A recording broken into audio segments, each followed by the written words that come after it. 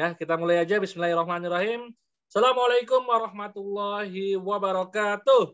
Waalaikumsalam warahmatullahi wabarakatuh. Alhamdulillahirabbil alamin. Asyhadu alla ilaha illallah wa asyhadu anna Muhammadar Rasulullah. Allahumma shalli ala Muhammad wa ala ali Muhammad amma ba'du. Baik, teman-teman yang dirahmati Allah Subhanahu wa taala, alhamdulillah kita ketemu lagi di acara biasanya Jumat berbagi karena kemarin Bang Rektor ini sedang ada kegiatan di Bandung, jadi kita geser ke hari Sabtu malam Minggu. Mudah-mudahan teman-teman tetap semangat ya. Walaupun di malam Minggu ini tetap semangat untuk belajar. Dan kali ini kita akan belajar bareng Rektor Tanpa Kampus, penulis buku yang sangat-sangat luar biasa. Beberapa kali juga sering saya lihat nongol tuh ada di TV gitu kan. Luar biasa. Dan beliau juga banyak sekarang lagi banyak memberi pelatihan ya Bang ya. Ya. Memberi pelatihan kepada teman-teman agent, kepada teman-teman properti atau teman-teman yang memang lagi belajar di dunia properti. Ya, nanti beliau akan cerita nih serunya bagaimana hari ini sih kalau temanya itu ngomongin tentang strategi closing ya. Strategi bagaimana kita bisa closing banyak ya. Dan insya Allah nanti akan di-sharing beliau ya. Silakan teman-teman menyimak dengan seksama, siapkan catatan juga dan silakan follow akun beliau. Akunnya apa, Pak Rektor? Kalau YouTube ada di Iwan Rektor ya, YouTube ya? Ya, YouTube-nya ada di Iwan Rektor, kemudian Instagram Iwan Rektor, Facebook juga Iwan Rektor, Iwan Twitter Rektor. semuanya. Oke, teman-teman bisa subscribe YouTube-nya, banyak ilmu-ilmu yang luar biasa yang bisa teman-teman cek di situ. Ya, Instagram-nya juga jangan lupa di-follow. Ya, saya juga banyak berteman juga seringnya di Facebook ya, teman-teman. Oke, kita mulai saja, Bang Rektor. Sepenuhnya nanti 1 jam ke depan kita serahkan kepada Bang Iwan ya untuk sharing. Nanti habis itu kita lanjut dengan diskusi tanya jawab, Bang Iwan. Sampai jam berapa kita nih? Sejam sih, sejam. Kalau maksimal sih 10 maksimal. Setengah 10. Intinya kalau sejam sih, kalau sekarang berarti ya sekarang jam 8. Oke. Paling jam 9, Bang. Jam 9. Maksimal kita. Oke.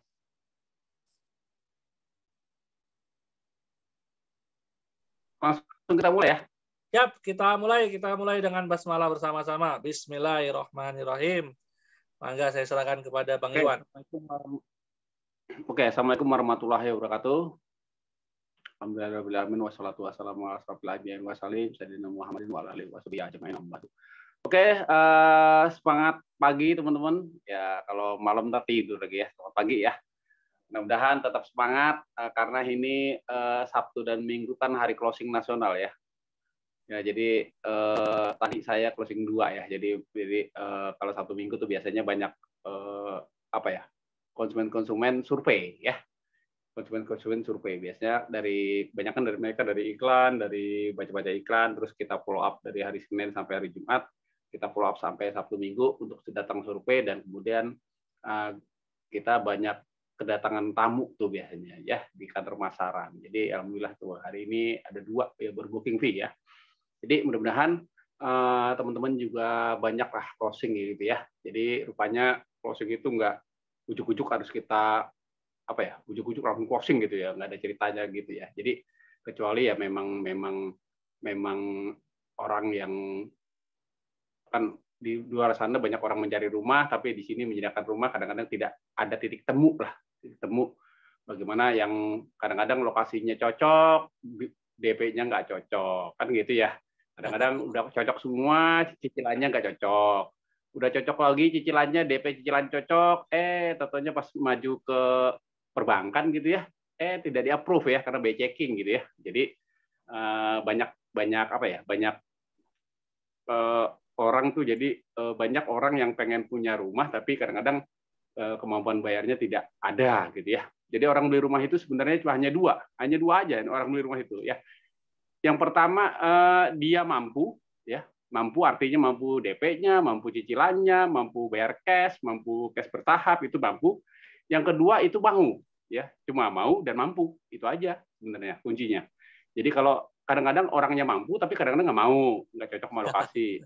Kemudian ya kan ada yang mau nggak mampu gitu ya. Nah, bagaimana kita strategi mencari orang yang mau dan mampu gitu ya. Karena beli rumah hanya itu aja, hanya dua mau dan mampu. Dua kata mau dan mampu. Ya, jadi nah dari strategi ini kalau kita sebar gitu ya, kita sebar di Facebook, di Instagram, Ads, Google Ads atau marketplace semuanya, kebanyakan orang membuat bagaimana orang mau gitu ya, mau.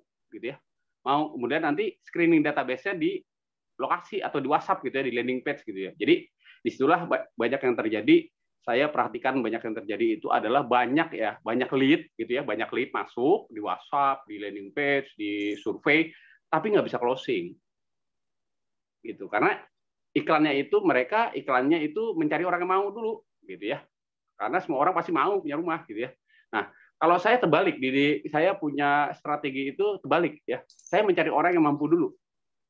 Masalah sudah dapat orang yang mampu, nanti di lokasi tinggal mengakuisisi, dieksekusi bagaimana menjadi mereka mau gitu ya. Jadi ada perbedaan nih, dan kemudian jadi tercetusnya saya bikin jadinya training coach mastery itu pengalaman ketika masuk di pandemi gitu ya, masuk pola pandemi, kemudian di situ saya banyak diperhatikan gitu ya. Rupanya saya lagi iseng-iseng, closing loh. Orang-orang lockdown, orang-orang nggak closing, kok saya di pandemi closing gitu ya. Akhirnya suruh berbagi lah ceritanya. Jadi dari situlah lahirnya strategi namanya The Closing Mastery sebenarnya. Sebenarnya lahirnya itu karena kebingungan kok sulit untuk closing orang ya, untuk closing di situ. Jadi kita mulai bingung gitu ya. Nah, ini saya bisa share screen nggak? Siap, bisa. Udah saya jadiin co-host. Oke, nanti saya share screen ya. Nih, saya coba share screen. Bentar ya. Tunggu saya cari dulu. Bentar.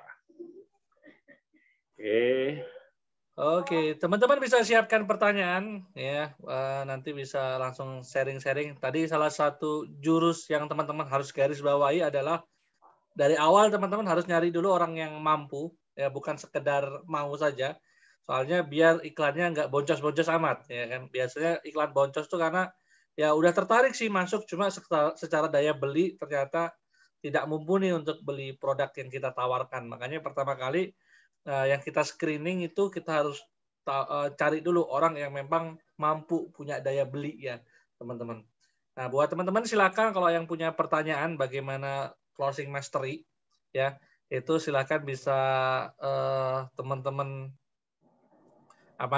chat ya, nanti bisa teman-teman cari biasanya kendalanya apa sih teman-teman di lapangan, terutama mungkin yang profesinya sebagai agent atau broker ya, punya kendala apa di lapangan ketika teman-teman mulai jualan, atau yang developer juga punya masalah tentang closingan atau tentang lead yang sudah diiklankan banyak tapi closingnya kok berat. Nah, ini bisa langsung tanya sama Bang Iwan Rektor ya kan. Sebentar ya, saya cari dulu ya Bang. Siap. Oke. Itu teman-teman. Jadi kalau saya sendiri ya biasanya sih pakai jurusnya itu ya, kalau sudah ada lead yang memang mampu ya, sudah masuk mampu ya, biasanya kita memang lakukan yang namanya kepo ya kan. Biasanya saya jurusnya listing kepo PDKT ya. Jadi setelah saya tahu dia mampu, kita kepoin dia mampu, ya, kita cari tahu tuh dia media sosialnya apa, kita mulai lakukan namanya PDKT ya, termasuk probing ya, nyari tahu ya sebenarnya dia itu siapa sih, terus kesukaannya apa ya, kemudian kebutuhannya apa. Ketika kita bisa dekat ya kan, itu kita akan mudah nyusun strategi untuk melakukan closingnya. Karena sebenarnya inti dari ilmu komunikasi ya teman-teman, atau ilmu marketing ya, kalau teman-teman tuh nyari root-nya atau akarnya ilmu marketing, itu sebenarnya akar ilmu marketing itu adalah ilmu komunikasi. Nah, kalau kita cari lagi root-nya atau akar dasarnya, ya ilmu komunikasi itu ilmu apa sih? Ilmu tentang menjalin hubungan ya, teman-teman. Makanya ada istilah no interaksi, no transaksi. Makin banyak interaksi, makin banyak transaksi. Nah, hubungan ini hubungan apa ya, yang paling dekat tuh hubungan interpersonal. Jadi benar-benar kita bisa tahu nih, ya kan, apa namanya, siapa dia, dan kita bisa profiling dia dengan baik. Itu tingkat closingnya akan semakin tinggi. Jadi database ini teman-teman harus perbanyak database orang-orang yang memang punya duit, ya, bukan sekedar mau saja. Oke, ini sudah keluar slide-nya. Siap. Oke, teman-teman, mungkin dengan apa ya, bisa dilihat ya di share screen ya. Saya sudah share screen. Jadi apa namanya, kenalan dulu lah, kenalan maka tak sayang lah, gitu ya. Kita kenalan dulu sebentar ya. Oke, nama saya Iwan Rektor tuh teman-teman bisa follow ya, bisa follow di Facebook saya Iwan Rektor, terus YouTube Iwan Rektor, terus Instagram, Twitter, dan itu nomor HP saya gitu ya. Jadi bisa share. Jadi teman-teman juga ketika lo mau jalan-jalan gitu ya, jalan-jalan, kenalan lah di Facebook dan lain-lain bisa silahkan ya. Oke. Nah di sini apa ya? Sudah ya, di situ udah. Oke, di sini saya sering apa namanya ya? Karena banyak sering seminar. Dulu saya sering seminar namanya seminar entrepreneurship ya. Jadi sering diundang-undang gitu ya. Cuman dulu pembahasannya tentang bagaimana strategi bisnis sinergi dengan yang namanya properti. Jadi saya membahas bagaimana sih teman-teman bisnis itu tidak pernah rugi karena bersinergi dengan namanya properti. Jadi dengan sering apa ya? Dengan sering ngisi seperti itu di entrepreneurship, akhirnya dulu pernah diundang-undang ya dengan masuk TV gitu ya, pernah di TV, pernah di MNC TV gitu ya, pernah di radio dan lain-lain. Jadi ini gara-gara itu sebenarnya, gara-gara bagaimana sih teman-teman bisnis tapi tidak pernah rugi dengan namanya bersinergi dengan namanya properti.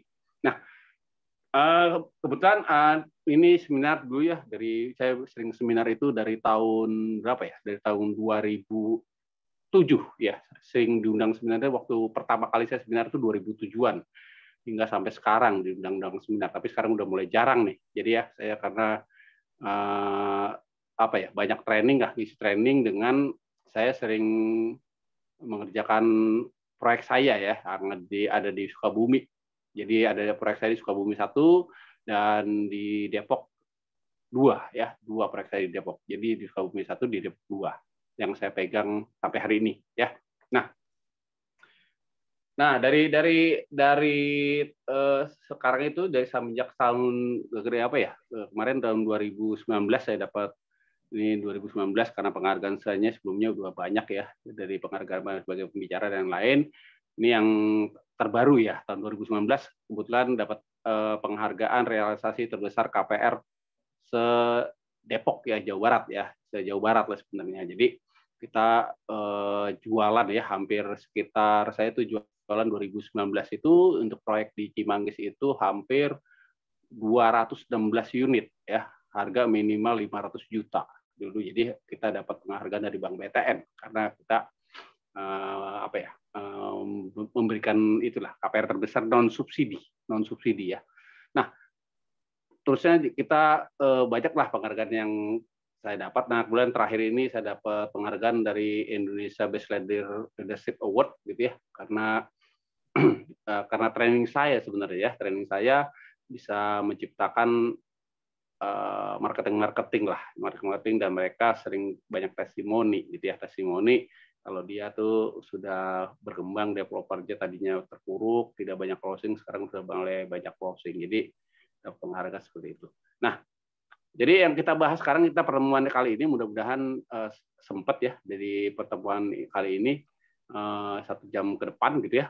Nah, untuk mengenal bagaimana sih cara kita closing bertubi-tubi gitu ya. Banyak kan orang-orang tidak mengenal. Yang pertama saya singkat dari namanya SPOF ya.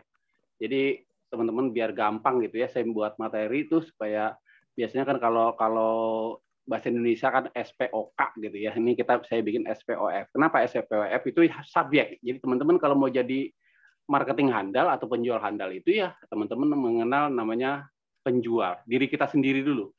Jadi how to sell yourself, bagaimana kita mengenal diri kita sendiri dulu ya sebelum. Jadi orang tuh kadang-kadang ada yang orang percaya dengan penjualnya gitu ya. juga ada juga yang orang percaya dengan produknya, jadi macam-macam ya, seperti kayak patung Desmularing itu orang percaya dengan patung megang produk apa aja ya laku aja karena mereka percaya dengan patungnya gitu ya. Jadi Pak Hermawan Kartajaya juga orang mau jualan apapun orang percaya dengan Pak Hermawan gitu ya, karena Pak Hermawan juga orang karena itulah dia bisa menjual dirinya gitu ya. Jadi kita jadi brand ya, jadi brand, dirinya itu jadi brand. Kayak Mas Ipo Santosa ya orang mengenal BP gitu ya, Brand Polis karena Mas Ipo gitu ya. Jadi dia menjual dirinya dulu. Jadi teman-teman kalau menjual jadi marketing yang profesional gitu, yang handal gitu, teman-teman harus bisa menjual diri dulu gitu ya. Bagaimana kita bisa dipercaya orang untuk bisa menjual. Yang kebetulan teman-teman yang pahami tentang namanya product knowledge. Apa sih yang kita jual gitu ya. Kadang-kadang orang jual properti itu nggak paham tentang produk knowledge-nya. Kalau di properti itu ada dua produk knowledge ya. Yang pertama produk knowledge tentang namanya lokasi. Nah, kadang-kadang orang tanya sih betul, Pak, perumahannya dekat mana kan gitu ya.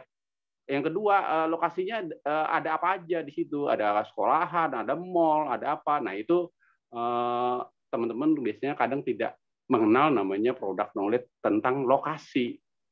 Jadi berapa kilo ke mall, berapa kilo ada berapa sekolah SD, ada berapa sekolah SMP, ada berapa sekolah SMA gitu ya. Itu berarti teman-teman mengetahui tentang product knowledge tentang lokasi. Yang berikutnya produk knowledge tentang di properti apa? Yang kedua produk knowledge tentang bangunannya gitu ya. Nah teman-teman kadang cuma tidak mengenal klasifikasi bangunan ya. Cuman yang ada di brosur aja. Tapi teman-teman penjual itu nggak tahu sebenarnya. Kadang-kadang ditanya tuh iseng gitu ya, konsumen itu iseng. Saya juga sering tuh iseng, Pak itu fondasinya besi berapa? Nah, kan nggak ada di klasifikasi bangunan ya. Yang di klasifikasi bangunan adanya baja ringan, terus bata merah, apa hebel gitu ya. Tidak mengenal, Pak itu fondasinya besi berapa ya? Kadang-kadang gitu. Jadi kadang-kadang kita harus mengenal tentang product knowledge di masalah bangunannya, produknya. Jadi ada dua tuh product knowledge di properti, product knowledge tentang bangunan, yang kedua product knowledge tentang lokasi. Kita harus paham dulu tentang itu. Nah, berikutnya teman-teman objek konsumennya. Nah, kadang-kadang kita harus paham juga nih konsumen kita nih seperti apa gitu ya. Orang auditori, orang visual, apa orang kinestetik gitu ya. Jadi kadang-kadang itu penting buat kita tahu gitu ya. Kadang-kadang konsumen tuh konsumen orang visual kita nyerocos aja gitu ya tentang bagaimana Pak ini bisa nggak nih Pak begini Pak, dikasih gambarnya, dikasih videonya, padahal orangnya orang auditori gitu ya. Kadang-kadang kita terbalik seperti itu. Jadi kita paham tentang karakteristik konsumennya. Jadi teman-teman harus, misalnya konsumennya, contoh ya, konsumen itu kan dalam, kita harus paham. Yang pertama adalah karakter 5C biasanya. Saya mengenal konsumen itu pahami tentang namanya 5C. 5C itu bagaimana kerjaan pembelinya, kerjaan konsumennya gitu ya. Kedua namanya capacity, kemampuan bayar konsumennya. Ketiga ekonomi kondisinya harus paham juga gitu ya. Yang keempat ini konsumennya siapa gitu ya, mungkin punya aset pembeliannya seperti apa, atau mungkin konsumennya punya usaha gitu ya. Yang kelima biasanya kolateral. Kolateral itu biasanya bisa nggak nih konsumen yang ngangsur gitu ya, nyicil sampai selama 2 tahun gitu kan. Itu penting buat teman-teman mengetahui tentang objek, siapa konsumen kita, seperti apa orang mencari orang yang mampu untuk beli rumah kita, gitu, yang punya DP, gitu. Jadi harus paham seperti itu, ya. Yang ketiga funding, pembiayaan, gitu teman-teman ya. Pembiayaan kita teman-teman juga harus paham tentang pembiayaan. Nah, konsumen kan tuh namanya properti kan mahal ya, harganya mahal. Jadi kita kadang-kadang orang beli properti juga butuh pembiayaan. Ya, walaupun misalnya developer punya sistem, namanya ada yang sistemnya cash bertahap, itu kan cicil ke developer ya.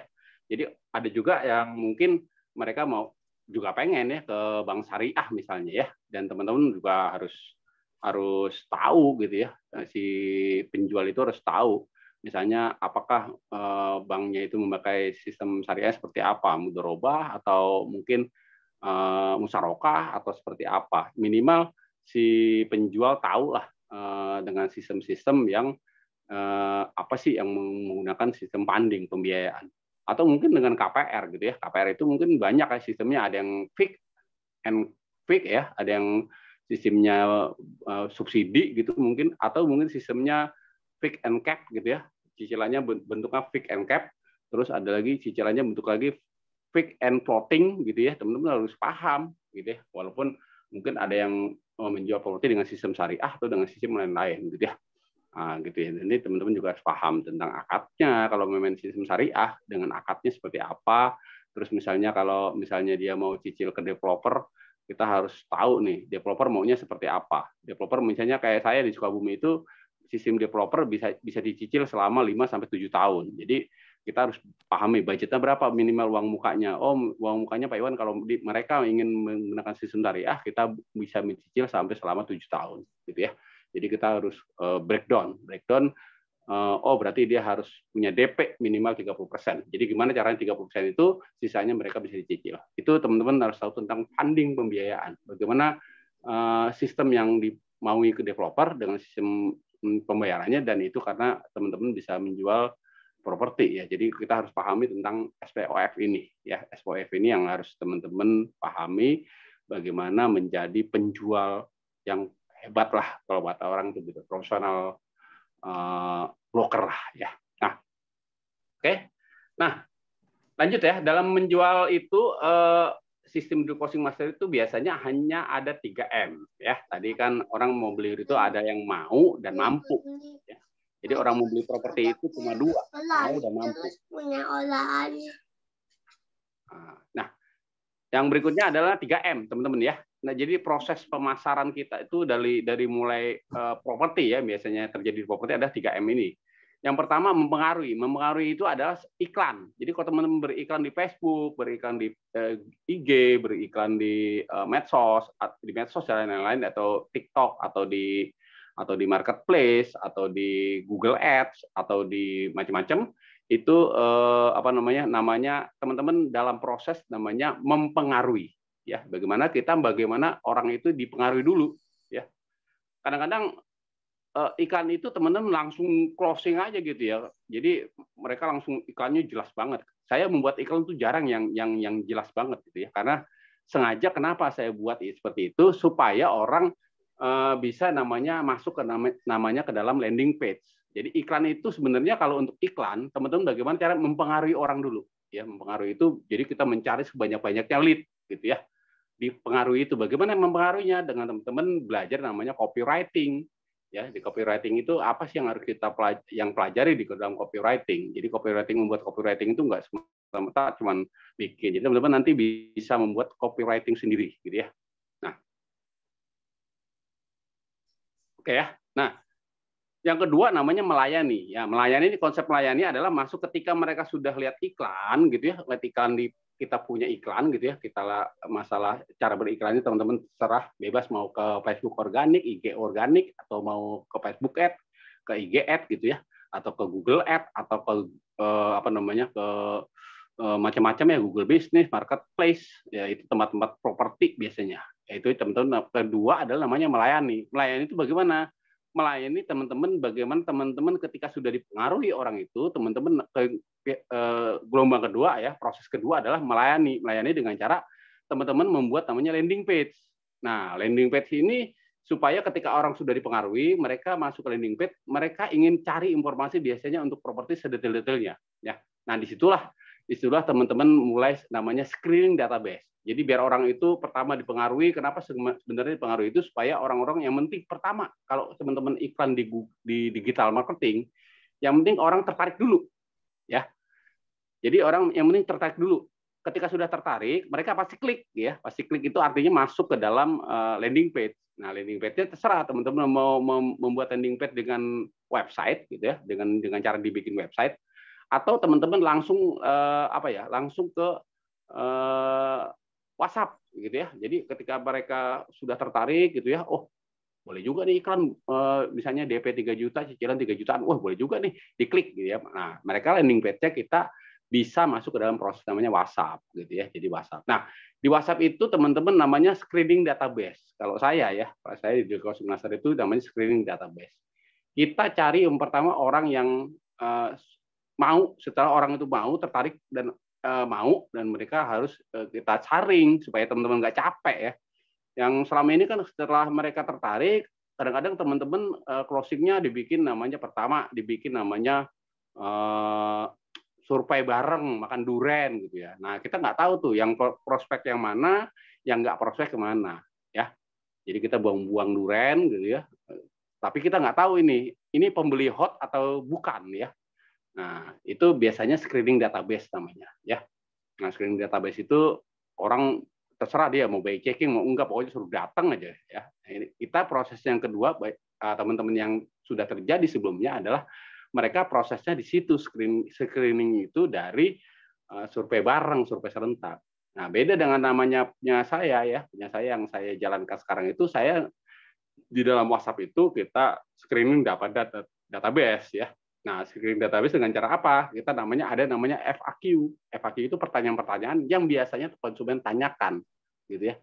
Jadi kalau di dalam training sebenarnya saya kasih semua tuh, ini loh konsumen tanya A, B, C, D, E. Nah, kita screening semua itu. Sebenarnya proses pertanyaan itu yang kita screening ya. Kita screening itu supaya orang itu berarti yang datang ke lokasi itu benar-benar orang hot prospek atau orang yang mampu. Nah, bagaimana ketika dia sudah datang ke lokasi, mereka lihat lokasi, bagaimana seorang deal maker ya, deal maker itu namanya proses berikutnya melayani setelah landing page ya, dari landing page melayani yaitu survei bagaimana seorang deal maker bisa mengeksekusi ya.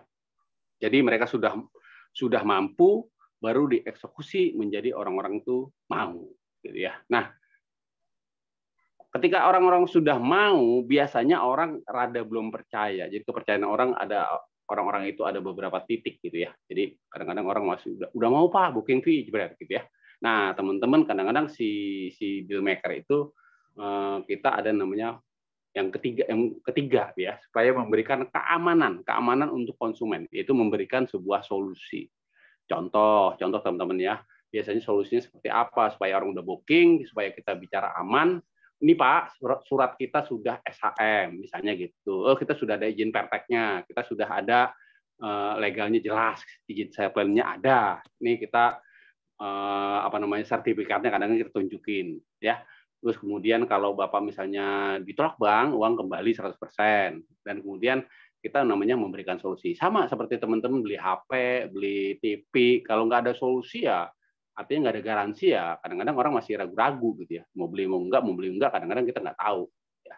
Yang terjadi banyak tuh teman-teman ya, sekarang jadi orang pada membeli properti, tapi ada tapinya ya, pas dia beli uang sudah masuk ke dalam developer, nggak jelas gitu ya, contohnya sertifikatnya nggak jelas gitu ya, masih dalam sengketa, ya itu yang banyak yang terjadi. Nah, kita sebagai penjual profesional harus pahami tentang itu, bagaimana tentang legalitas apa yang kita jual. Jadi itu namanya kita memberikan solusi kepada konsumen. Jadi kita menjadi penjual yang amanah kata orang ya. Jadi apa yang kita jual itu jelas. Nah kadang-kadang yang terjadi sekarang itu ketika teman-teman seorang penjual menjual propertinya belum jelas, nggak paham tentang legalitas seperti itu. Yang penting kata dapat ini dikasih sama developer A, komisinya jelas nih 5%, langsung sikat jualan aja gitu ya. Tentunya pas lagi konsumen udah DP, udah booking, bayar booking, udah DP, ujung-ujungnya proyeknya bermasalah. Gitu ya, mereka bermasalah. Ujung-ujungnya konsumen kita sebagai penjual ganti nomor gitu ya. Itu yang terjadi loh. Itu saya kenyataan loh, itu banyak terjadi akhirnya konsumen-konsumen yang jualan properti A, B, C nomornya ganti gitu ya, kabur karena konsumen merasa saya beli sama developer yang udah nggak jelas gitu ya. Akhirnya saya justru beli ke developer itu karena percaya sama kita sebagai penjual. Nah, kita harus pahami bagaimana memberikan sebuah solusi buat konsumen. Karena kita teman-teman kan mau jadi penjual yang amanah ya kan. Nggak mungkin nanti teman-teman habis jualan kabur gitu ya. Aduh. Jadi kita menjadi panjang lebar terbuka lah gitu ya. Gitu. Jadi kadang-kadang itulah yang sering terjadi. Oke, proses pemasaran digital closing master ini ya. Jadi tadi yang saya bilang namanya mempengaruhi. Jadi yang pertama ada dua teman-teman ya. Ada dua yang harus teman-teman pahami ya. Pertama dari mempengaruhi. Apa sih mempengaruhi itu? Namanya lead generation. Lead generation itu mencari sebanyak-banyaknya prospek, gitu ya. Dari mana kita mencari sebanyak-banyaknya prospek? Ini dari yang namanya iklan, gitu ya. Iklan. Nah, itu iklan. Nah, sekarang kita bagaimana iklan itu kita mau iklan seperti apa, gitu ya teman-teman ya. Kalau sekarang eranya era digital marketing, berarti ada beberapa iklan yang kita bisa iklankan di tempat-tempat digital ya. Yang pertama bisa dari medsos. Medsos itu kita beriklan di Facebook Ad atau Facebook biasa gitu ya, organik atau IG ya, karena nyambung ke IG Ads gitu ya, IG berbayar gitu ya. Dan berikutnya ada namanya medsos itu juga teman-teman bisa di TikTok ya, itu juga lumayan tuh ya. Saya kemarin dapat dari TikTok 1 orang tuh, lumayan tuh iklannya ya. Dan berikutnya ada yang dapat dari yang namanya medsos. Jadi teman-teman bisa beriklan dari namanya medsos. Medsos itu yang biasa sering orang iklan di properti. Orang-orang properti sering iklan di situ. Ya, Facebook Ad, IG Ad, TikTok itu sering tuh ya. Dari tiga medsos ini sering banget tuh kita beriklan. Yang kedua dari yang namanya Google ya, teman-teman Google. Nah, perbedaan antara iklan di medsos dengan di Google adalah kalau Google memang konsumen cari rumah karena dia sistemnya searching ya. Dia mencari, misalnya saya mau cari rumah di Bogor, ya berarti saya searching di Google rumah dijual di Bogor gitu ya. Itu berarti sistem kerja yang namanya Google ya. Nah, kalau teman-teman Google-nya itu biasanya kan pengen kita supaya Google-nya itu di nomor satu gitu ya. Berarti teman-teman yang harus teman-teman kuasai adalah teman-teman harus minimal menguasai namanya SEO, Search Engine Optimizer. Bagaimana konsumen itu mencari di Google kata kuncinya. Ya, itu penting tuh teman-teman. Kalau teman-teman belajar Google Ads itu nanti belajar namanya kata kunci SEO ya. Nah, teman-teman juga kalau misalnya nggak ngerti SEO gitu ya, ya teman-teman iklanin aja pakai namanya Google Ads gitu ya. Google berbayar gitu ya, Google bayar itu teman-teman bisa 50.000 per hari juga bisa dari Google Ads ya. Nah, yang kedua ada namanya Google Business. Kenapa Google Business? Google Business juga bisa diiklankan karena itu adalah titik koordinat ya, titik koordinat. Jadi kalau teman-teman pengen cari koordinat di Google Maps itu kalau teman-teman iklankan namanya Google Business itu teman-teman juga bisa gitu ya. Google Business itu titik koordinat. Nah, kalau Google Business itu sistemnya gratis, bikinnya gratis teman-teman ya. Teman-teman tinggal bikin titik koordinat perumahan teman-teman, ya udah tinggal daftar di googlebusinessku.com gratis ya. Nanti teman-teman dikirimin surat sama Google, habis itu titik koordinat itu punya teman-teman. Jangan lupa dikasih nomor HP gitu ya. Nah, supaya Google Business teman-teman itu di peringkat atas, teman-teman gunakan namanya SEO di Google Business gitu ya. Atau teman-teman cara termudah kalau mau gratisan gitu ya, teman-teman kasih namanya pesan gitu ya. Perumahannya bagus, ini gitu ya, itu teman-teman silahkan komentar. Jadi tapi jangan cuma satu akun ya atau satu nomor telepon. Jadi harus beberapa orang yang memberikan kesan perumahan itu bagus. Jadi teman-teman nggak perlu menggunakan namanya SEO atau Google Business gitu ya, Google berbayar. Nah, berikutnya ya itu dari Google ya teman-teman. Jadi pertama dari Facebook, IG dan TikTok itu juga pakai organik berbayar silahkan. Yang kedua namanya Google Business. Yang berikutnya ada Google Ads tadi ya. Google Ads berarti teman-teman harus tahu tentang bagaimana cara beriklan. Kalau nggak ngerti ya udah belajar Google Ads lah. Google Ads itu ya teman-teman, kalau saya kemarin iklan di Google Ads itu ya yang penting cuma satu intinya. Teman-teman harus pahami tentang kata kunci. Tapi kalau Google Ads itu teman-teman bermodal. Bermodalnya apa? Bermodal website gitu ya. Supaya website yang di atas ya itu teman-teman harus kalau nggak malas bikin kata kunci ya atau pakai berbayar aja gitu ya. Tapi apa sih kata kunci yang tepat aja? Memasukkan kata kunci yang tepat. Karena sistem Google sama sistem medsos itu beda. Kalau medsos itu kayak seperti teman-teman sebar brosur, ya. Orang suka nggak suka di Facebook Ad ya atau IG Ad, suka nggak suka ya sebar aja informasinya.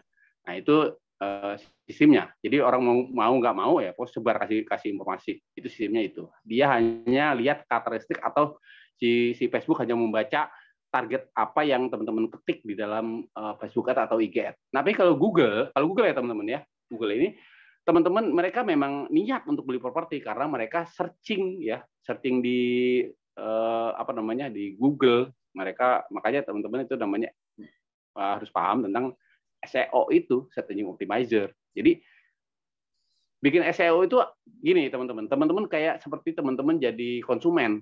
Kira-kira konsumen saya apa sih yang diketik kalau saya mencari rumah gitu ya? Rumah murah di Bogor, misalnya itu. Berarti dia lagi nyari rumah di Bogor, konsumen itu lagi nyari rumah di Bogor, atau rumah di Bogor, perumahan murah di Bogor gitu, atau perumahan murah gitu ya. Itu namanya SEO, teman-teman. Jadi cara membuat SEO itu teman-teman seperti konsumen. Anggap teman-teman seperti konsumen. Kira-kira kalau saya jualan rumah di Bogor, konsumen tuh mikirnya apa ya? Nah, itu namanya SEO ya, strategi multi-major. Nah, berikutnya ya teman-teman ya, ini namanya marketplace. Marketplace apa sih yang biasanya sering dipakai di jualan properti gitu ya. Kan banyak tuh teman, ada OLX, ada namanya Urbanindo, ada yang sekarang udah ganti ya Urbanindo ya. Kemudian ada namanya rumah dijual, rumah.com, rumah 123, itu namanya marketplace ya. Marketplace itu tempat-tempat yang biasa orang jual properti. Ya, sekarang bisa teman-teman bisa gunakan namanya marketplace, namanya marketplace apa ya? Marketplace Facebook gitu ya. Nah, teman-teman juga bisa namanya pakai strategi juga, mau pakai berbayar, malah kalau pakai berbayar ya kayak kemarin saya baru iklan di rumah 123.com sama OLX, saya berbayar gitu ya. Supaya apa? Supaya kalau ada iklan gratisan saya di bawah saya terus gitu ya, karena saya berbayar, mereka gratisan saya berbayar. Kalau gratisan ya teman-teman baru ngisi di rumah.com, rumah dijual atau OLX gitu, teman-teman paling nggak lama 20 menit langsung teman ke bawah gitu, jatuh ke bawah. Kalau saya kan berbayar, jadi iklan saya selalu di atas gitu ya. Jadi karena saya berbayar sama apa namanya, sama marketplace ya. Nah, itu juga bisa pakai berbayar atau tidak, murah kok teman-teman. Kalau teman-teman saya iklan di OLX saya bayar ya, cuman dapat sekitar 500 klik lah, 500 atas ya, itu murah. Jadi sekitar 800.000 kemarin saya, 800.000 bayarnya. Jadi cuman kita harus siap foto-foto dan lain-lain ya, sama copywriting untuk di deskripsi. Nah, itu yang kalau iklan di situ. Nah, yang berikutnya ya teman-teman, ya berikutnya adalah iklan ya. Kalau bisa dari iklan itu juga bisa di namanya tadi ya marketplace.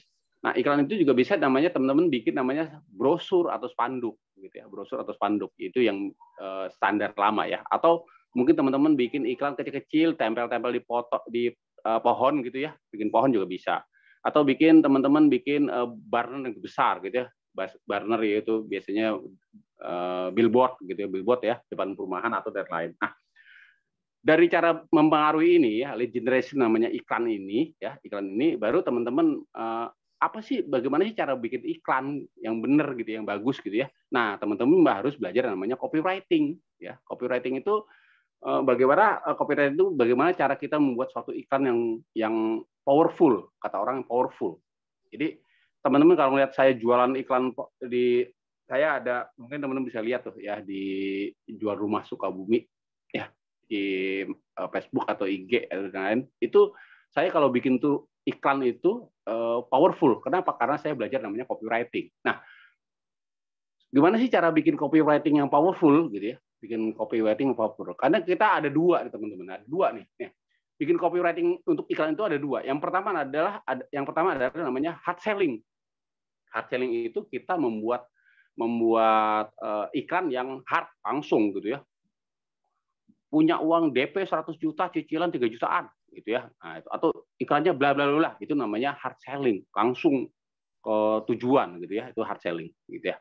Nah, biasanya kalau kita main iklan hard selling ya teman-teman, kalau kita mau iklan di organik di Facebook organik atau Facebook berbayar, saya kalau sarankan teman-teman kalau mau iklan berbayar itu langsung hard selling, langsung ya, hard selling langsung. Yang kedua namanya soft selling. Soft selling itu iklan-iklan yang soft gitu ya, soft. Jadi jualan tapi nggak jualan, cerita-cerita. Teman-teman bisa menggunakan namanya storytelling ya, cerita-cerita dulu, cerita gitu ya. Atau teman-teman mungkin jualan sebenarnya tapi pakai link ya, link bit link ya, namanya bit itu. Biasanya kalau teman-teman lihat iklannya Mas Dewa Eka Prayoga gitu ya, teman-teman sering tuh cerita-cerita si Mas Dewa tuh cerita-cerita, ujungnya aja ada bit gitu ya, ada langsung totalnya teman-teman suruh beli aja gitu ya, atau mungkin ikut seminarnya atau apa gitu ya, itu namanya bit. Kalau teman-teman biasanya itu iklan namanya soft selling. Kelebihannya kekurangannya ada gitu ya. Jadi hard selling juga bisa tembak gitu, langsung iklan dek gitu ya, langsung.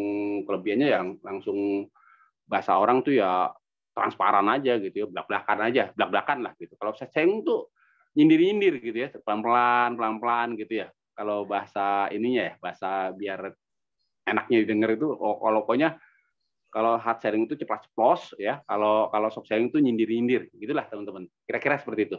Nah, oke. Nah, dari copywriting itu ya, yang itu namanya dalam proses ini namanya lead generation. Nah, bagaimana cara kita membuat copywriting yang powerful? Teman-teman harus paham yang namanya AIDA ya. Ingat ya teman-teman, bisa catat AIDA marketing. Jadi kalau teman-teman silahkan searching di Google, kalau nggak ngerti searching di Google aja. AIDA marketing apa? Jadi konsep untuk membuat copywriting yang powerful itu teman-teman pahami yang namanya konsep AIDA marketing. Ya, AIDA marketing itu adalah A-nya itu attention, ya, attention. Pertama bikin sesuatu yang attention, membuat perhatian orang. Ini balik lagi yang ke tadi 3M. Bagaimana mempengaruhi? Mempengaruhi itu kan proses yang pertama ya. Proses pertama bagaimana kita mencari sebanyak-banyaknya lead. Jadi kita membuat yang namanya attention. A-nya itu attention. Ya, attention itu misalnya teman-teman ya. Beli rumah 2 lantai langsung bawa pulang Honda Beat tanpa diundi. Nah, itu berarti saya membuat namanya attention. Ya, attention itu membuat orang tuh kalau ngeliat iklan kita langsung lihat gitu, langsung wow, ini iklan mantap juga nih ya. Itu namanya kalau sudah orang terkesima dengan iklan teman-teman dari attention-nya saja, itu berarti teman-teman sudah bisa membuat konsep copywriting dengan konsep AIDA. A-nya itu attention, ya, membuat orang yang wow kalau lihat iklan teman-teman. Karena gini, teman-teman, kalau teman-teman beriklan di Facebook Ad atau IG Ad atau Facebook dan lain-lain marketplace apa, yang pertama dilihat orang adalah attention-nya. Itu penting ya. Kan teman-teman pengen ya dapat lead banyak gitu ya, dapat lead-nya yang banyak gitu ya lead-nya. Tapi teman-teman kalau nggak ngerti cara membuat konsep copywriting ya sama aja bohong. Iklan teman-teman cuma dilihat doang. Ya, karena apa? Orang kalau lihat Facebook itu hanya 5 detik teman-teman. Jadi kan mereka digeser pakai jempol ya. Ketika mereka tidak menarik iklan teman-teman, cuma dilewatin doang. Disenggol aja jempolnya udah panjang lagi dia. Lewatnya udah jauh gitu ya. Padahal kita iklan di Facebook Ad atau IG Ad atau apa namanya itu berbayar. Nah, itu yang teman-teman harus pahami ketika membuat iklan copywriting kalau tidak ada konsep namanya AIDA. A-nya itu attention. Ya. Nah, yang berikutnya I-nya itu apa? I-nya itu interest. Ketika orang sudah tertarik ya, sudah terkesima dengan iklan dari konsep copywriting yang pertama, membuat mereka interest. Interestnya seperti apa? Misalnya teman-teman ya, interest itu misalnya beli rumah 2 lantai langsung bawa pulang Honda Beat, misalnya gitu. Misalnya begitu. Yang kedua adalah plus dapat kanopi dan free surat-surat sampai SHM. Itu namanya interest. Jadi ketika orang sudah tertarik, bagaimana membuat orang itu tambah interest gitu ya, tambah wah, apalagi nih ya. Udah dikasih Honda Beat tanpa diundi, motor tanpa diundi, dapat lagi interestnya gitu ya, dapat lagi kanopi sama free surat-surat dan BPHTW sampai SHM gitu ya, nggak usah core duit biasanya, artinya sudah termasuk dari harga, kan itu namanya interest ya, interest. Kadang-kadang orang kalau beli rumah, Pak ini belum termasuk pajak loh Pak belum termasuk BPHDP loh Pak belum termasuk legalitas, misalnya dari legalitas surat-suratnya dari SHGB ke SHM, naik tingkat ke SHM belum loh ya Pak, semuanya baru Bapak baru hanya DP dan booking, baru DP dan cicilan, belum termasuk itu semua. Bapak masih harus bayar biaya KPR loh Pak. Waduh, jadi lama-lama DP-nya aslinya DP-nya 40 juta, gara-gara ada biaya pajak, surat-surat dan lain-lain, mungkin mereka harus DP lebih dari 40 juta, mungkin lebih dari 100 juta ada untuk biaya surat-surat dan lain-lain. Jadi teman-teman gunakan tadi. Makanya interest itu gunakan ketika orang sudah tertarik, attention, teman-teman buat namanya interest. Ini namanya copywriting. Jadi ini kerangkanya teman-teman ya. Kerangka yang harus teman-teman lakukan ketika teman-teman itu membuat konsep beriklan mencari sebanyak-banyaknya lead. Karena kalau teman-teman langsung terbuka iklannya di Facebook Facebook Ad, lead itu cuma baca, ngapain saya mencari informasi lewat WhatsApp lagi, ngapain saya lihat tanya-tanya lagi ke orangnya, orang udah ngerti karena teman-teman terlalu terbuka di iklannya. Jadi konsep yang paling penting untuk membuat iklan yang bagus itu adalah teman-teman pahami tentang konsep bagaimana cara membuat copywriting supaya orang kalau lihat iklan, udah tertarik sama iklannya, langsung mereka ke WhatsApp. Jadi jangan terlalu vulgar, kalau bahasa orang jangan terlalu vulgar di iklannya. Itu. Yang berikutnya adalah D. D itu desire. Desire itu, nah teman-teman banyak salah kalau ketika cara teman-teman membuat suatu iklan. Ya, membuat iklan itu salah. Tidak namanya batasi. Tidak batasi apa yang teman-teman jual. Yang pertama misalnya, terbatas untuk 3 unit saja. Untuk tipe, misalnya tipe 70, tanahnya 78. Jadi untuk 2 lantai. Promo ini berlaku hanya di bulan November, misalnya gitu. Ya itu teman-teman tidak batasi itu. Jadi kalau saya lihat iklan itu tidak ada konsep AIDA, ya, itu berarti teman-teman bukan iklan, namanya teman-teman branding. Bedakan antara branding dengan cara teman-teman beriklan, gitu ya. Beda loh. Kalau branding itu ya orang cuma cukup tahu. Tapi kalau teman-teman saya beriklan, ya beriklan dengan konsep AIDA itu bagaimana kita mengundang orang suruh datang. Entah datang lewat WhatsApp atau datang langsung teman-teman survei. Bedain itu, teman-teman ya. Nah, teman-teman kadang saya lihat kadang-kadang kalau lihat iklan, nah ini mah bukan iklan, ini bukan bahasa undangan, ini mah branding doang ya, karena tidak ada mengajak orang tuh suruh datang survei. Atau kalau masih penasaran, klik WhatsApp ini. Nah, itu namanya kita beda, namanya beda. Itu namanya beriklan. Kalau branding ya bodo amat lo mau beli mau enggak ya, mending lo tahu dulu deh perumahan gua. Nah, itu ya. Bahasanya gitu, bahasa gampangnya lah gitu ya. Yang berikutnya A yang terakhir adalah call to action. Bagaimana kita itu mengundang orang suruh datang. Jadi sudah membuat attention, sudah membuat interest, sudah dibatasi iklannya. Yang berikutnya bagaimana orang suruh datang. Nah, cara mengundang orang suruh datang gampang, teman-teman. Biasanya orang menggunakan nama gimmick ya. Teman-teman kalau orang nggak dikasih gimmick ya nggak bakal datang. Kalau saya ngasih gimmick kan gitu. Kadang-kadang alasan orang banyak aja, banyak banget alasan orang. Pak nanti ya Pak, saya besok ada kondangan, nanti aja dulu deh datang survei lokasinya. Nah itu akhirnya yang terjadi seperti itu. Kita follow up, nggak datang orangnya. Karena teman-teman tidak ada yang namanya call to action. Jadi konsep cara mencari lead generation inilah yang harus teman-teman pahami. Jadi bagaimana membuat copywriting supaya orang-orang datang berbondong-bondong entah di proyek teman-teman atau entah di landing page teman-teman ya. Jadi mengundang orang tuh bahasanya bikin kolam dulu. Orang pokoknya nggak perlu tertarik dulu deh, yang penting orang datang dulu deh, datang lihat ke landing page deh, tanya-tanya dulu deh, karena saya butuh database gitu ya. Nah nanti di landing page itu baru namanya disaring. Nah yang kedua adalah lead konversi. Bagaimana kita mengkonversi lead yang tadi kita cari dari yang namanya lead generation ini ya, membuat copywriting tadi menjadi sebuah prospek. Nah, lead konversi ini bagaimana sih yang kita harus cari? Kita mencari namanya interest response. Siapa sih yang merespon iklan kita? Karena orang kan mau beli itu pertama tertarik dulu. Setelah mereka tertarik, mereka lari ke landing page ya. Ini kok iklan kayaknya ngambang banget ya. Saya pengen tahu banget, nggak terlalu jelas nih iklan ya. Mereka datang ke landing page. Nah, landing page itu serah teman-teman. Interest berarti ke WhatsApp ya, datang ke WhatsApp. Nah, di WhatsApp inilah namanya teman-teman harus pintar yang namanya screening.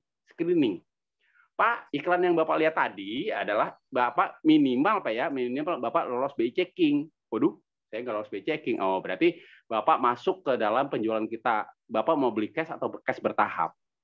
Oh, saya ya udahlah, saya beli cash bertahap. Oke, Pak, untuk cash bertahap ini loh bonusnya.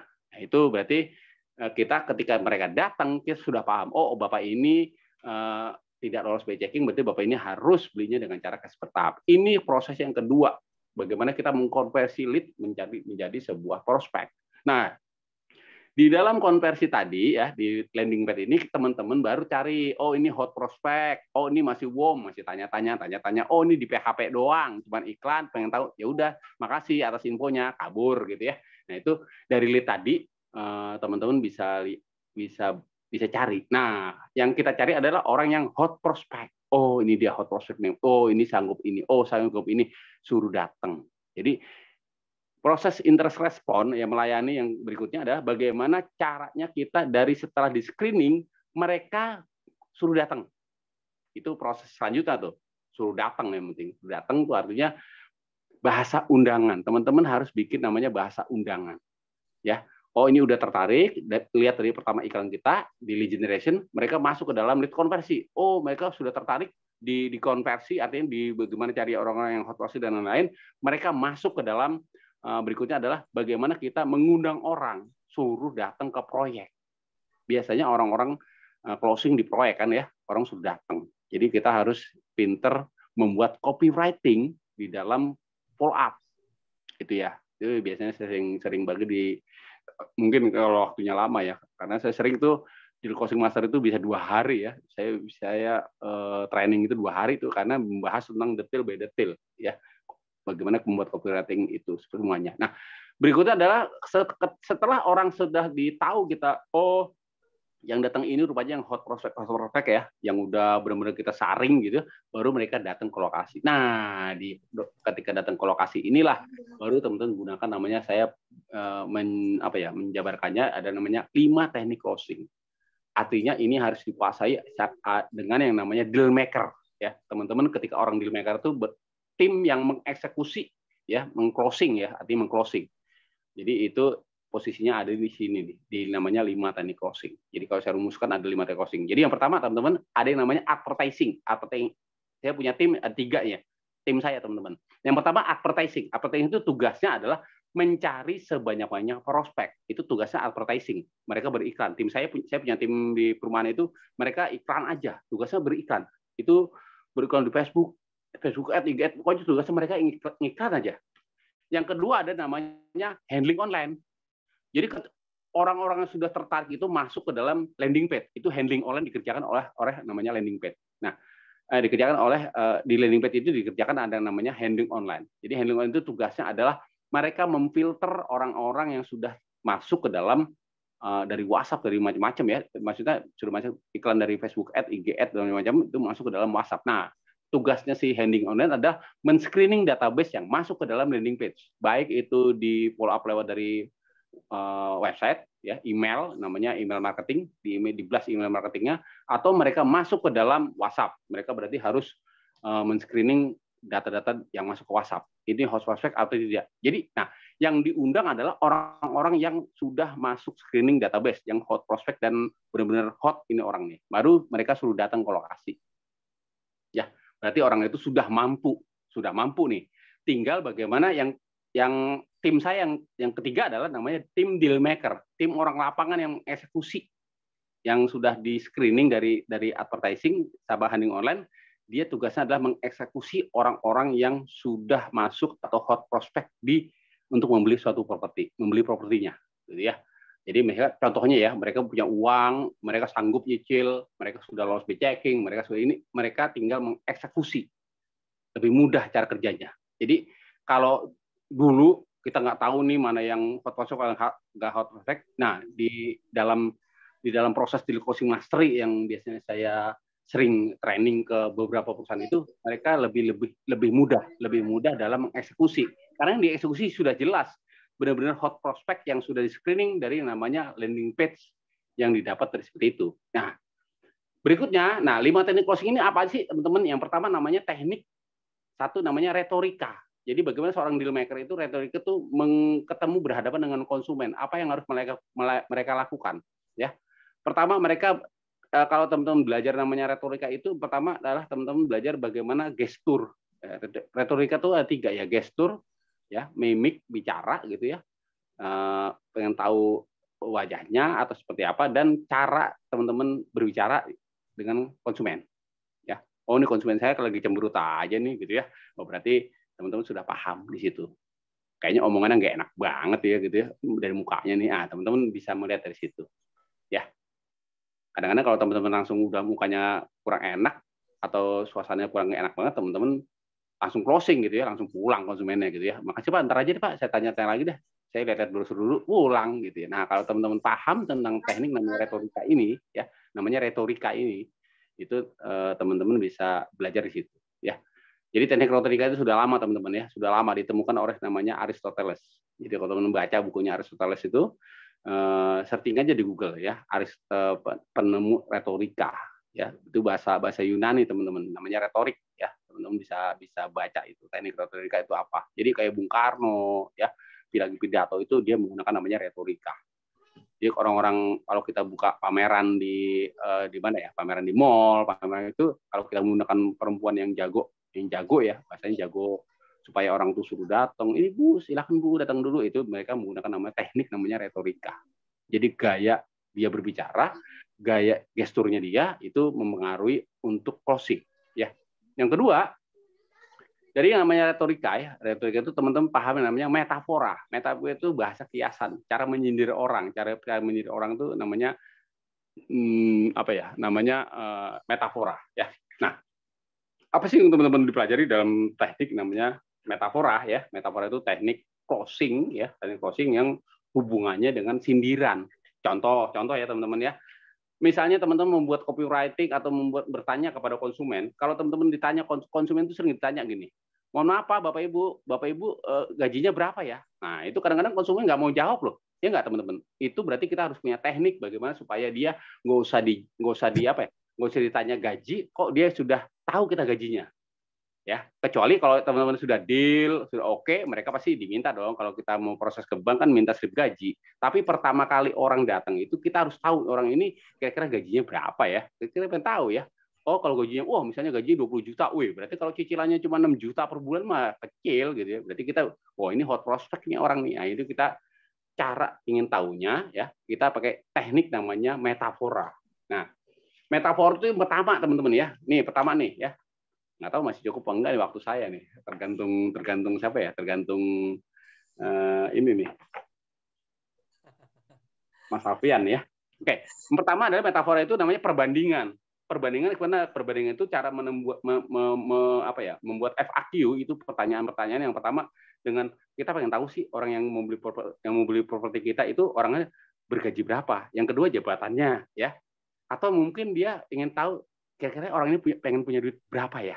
Nah, itu kita membuat suatu pertanyaan dengan teknik retorika tanpa dia sadari dia terbuka semua, gitu ya. Nah, itu teman-teman biasanya saya pakai praktek nih biasanya. Itu yang nanti teman-teman terbuka sama saya.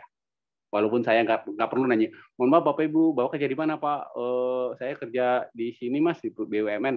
Mohon maaf Pak, Bapak Ibu, kira-kira gaji berapa? Kadang-kadang konsumen tuh nggak mau nyebutin gajinya. Ya nggak, teman-teman? Lu baru kenal sama gua, kok nanya-nanya gaji gua. Istri gua aja nggak tahu gaji gua. Nah, itu kadang-kadang gitu. Jadi, itu namanya kita bagaimana cara ingin tahu orang itu dengan teknik metafora ini. Ada di 5 teknik closing. Jadi, yang kita hadapi, kita tahu semua, teman-teman. Bapaknya namanya Bapak ini, gaji kerja di sini, gaji segini, punya uang segini, kita paham. Oh, ini berarti hot prospect. Berarti ketika kita closing, sudah pasti akad. Sudah pasti loh, kita bicara sudah pasti akad karena kita sudah terbuka semua orang yang sama kita. Kadang-kadang yang kita closing gitu ya, ketika proses misalnya kita jual rumah dengan proses KPR, BI checking gitu ya, udah gembira-gembira closing, tau-taunya BI checking, nggak jadi gitu ya, nggak jadi closing. Padahal udah mimpi-mimpi dapat komisi misalnya 3%, harga rumah 400 juta, udah mimpi-mimpi 12 juta nih dapat closing, alhamdulillah closing 400 juta, 12 juta nih. Ujung-ujungnya nggak bisa akad. Padahal developer inginnya kita itu akad. Jadi komisi keluar itu kalau mau gede itu teman-teman akad, bukan closing loh. Kalau closing mah saya hari ini bulan September itu closing mah 13 orang, 14 orang ada closing loh, kita bicara closing. Ini yang kita bicarakan adalah akad. Soalnya kalau closing itu cuma dapat booking fee doang, ngapain dapat booking fee? Kita nggak dapat apa-apa dari booking fee, biasanya gitu ya bahasanya ya. Nah, kecuali kita mau nyari uang dari booking fee gitu ya teman-teman. Kita kan mencari uang dari komisi dari pencairan ketika konsumen itu akad gitu ya. Itu yang harus kita inginkan. Nah, berikutnya adalah pertentangan. Pertentangan itu kalau teman-teman tahu tentang teknik metafora, ya teman-teman bisa menggunakan misalnya teman-teman, kalau teman-teman menggunakan DP 0% atau tanpa DP atau cukup booking fee. Kalau cukup booking fee, kalau nggak bisa booking fee, cukup NUP deh, nomor urut pemesanan, itu namanya bisa gunakan teknik di namanya metafora ini. Yang berikutnya adalah metafora itu namanya sindiran. Nah, sindiran ya teman-teman ya, sindiran. Jadi paling enak tuh ngomong ke konsumen tuh pakai apa ya? Kadang-kadang orang tuh kalau ini Pak jaraknya cuma 2 kilo. Kadang ada orang yang 2 kilo tuh jauh Pak gitu. Nah, cara supaya orang sindiran itu masuk, teman-teman ya pakai menit lah gitu ya. Jadi kalau saya praktik tuh sama tim saya, lebih enak mana pakai menit apa kilo? Pakai menit aja Pak, kayaknya lebih menit itu deket gitu ya. Nah, ya udah kita pakai menit ya. Jadi kalau apapun yang kita pertanyakan kepada konsumen itu pakai bahasa menit, jangan pakai bahasa kilo. Karena bahasa kilo itu bagi orang itu jauh, gitu ya. Nah, itu tantangan untuk kalau kita menggunakan teknik namanya metafora. Ya, kalau ketemu konsumen, wah deket Pak itu mah cuma 5 menit gitu ya. Jadi hilangkan bahasa yang kilo-kilo karena menggunakan kata orang itu katanya jauh gitu kalau kilo. Nah, berikutnya adalah penegasan gitu ya. Itu yang teknik yang di metafora. Ya, penegasan itu cukup murah, angsuran, diskon 10%, potongan itu teman-teman kalau memberikan potongan-potongan diskon dan sebagainya, apa sih yang lebih enak di mata konsumen? Memakai diskon persentase apa memakai uang gitu ya. Kalau kata orang, wah enak pakai uang Pak dengernya. Ya, kalau diskon harga 500 juta, diskon 10%. Lebih enak mana tuh? Kayaknya lebih enakan potongan Pak, kalau Bapak beli 500 juta dapat potongan 50 juta. Jadi antara persentase sama angka tuh kayaknya lebih enakan angka. Jadi ketika kita ketemu konsumen, tim deal maker tuh harus bicara angka, jangan bicara persentase karena orang lebih tertarik dengan cara angka. Nah, itu untuk bahasa FAQ deal maker, namanya teknik di dalam 5 teknik closing, namanya metafora. Nah, teknik berikutnya ya, ini ada lagi ya ciri-ciri metafora banyak teman-teman, tidak menggunakan kata hubung, menggunakan kata prasa, menggunakan objek dengan perolehan langsung tanpa ada kata pembanding, itu ada di namanya teknik namanya metafora. Nah, berikutnya teknik yang ketiga ya, ketika ini 5 teknik closing. Yang ketiga adalah bagaimana kita tim deal maker itu paham tentang yang namanya apa ya? Yang namanya hypnoselling. Ya, hypnoselling teman-teman ya. Hypnoselling itu biasa digunakan, harus paham orang deal maker, orang lapangan itu ya. Jadi kita bisa bukan menghipnotis ya. Itu kita bahasanya bahasa hypnoselling. Ya, hipnotis dan selling. Jadi bagaimana hypnoselling itu teman-teman silakan apa ya? Kalau saya training itu biasanya menggunakan namanya NLP. Ya, NLP itu kalau teman-teman sudah belajar namanya NLP, Neuro Linguistic Programming, itu kita membuat FAQ, pertanyaan-pertanyaan yang kita apa ya? Kita berikan kepada konsumen itu menggunakan bahasa hypnoselling. Jadi di hypnoselling itu ada apa ya? Kalau saya untuk properti ya, saya bagi untuk properti ada namanya 7 teknik hypnoselling. Yang pertama don't be first, jangan memancing orang. Bagaimana cara kita memancing dengan pertanyaan-pertanyaan. Yang kedua ada namanya mirroring gitu ya. Kita mirroring, yang itu berkata yes set, berikutnya double band, dan berikutnya lagi ada yang namanya sympathetic game, berikutnya ada yang namanya storytelling, ada lagi yang namanya word power. Nah, dengan menggunakan teknik hypnoselling ini, itu ada masuk ke dalam deal maker. Jadi ketika deal maker itu untuk memancing orang ya, mengclosing gitu ya, mengclosing orang bahasanya mengclosing, mengeksekusi, itu bisa saya ajarkan namanya hypnoselling. Jadi mereka paham orang-orang deal maker itu untuk hypnoselling ya. Oke. Ya berikutnya nih dari 5 teknik closing tadi baru 3 ya. Berikutnya adalah namanya mind switching. Karena setiap orang itu membeli rumah itu tidak semata-mata beli untuk dihuni. Kadang Pak, saya mau beli rumah itu untuk investasi. Nah, teman-teman harus paham yang sering salah terjadi adalah seorang deal maker. Ketika orang datang itu membeli rumah, ini Pak dekat SD, dekat SMP, dekat ini, padahal yang datang investor.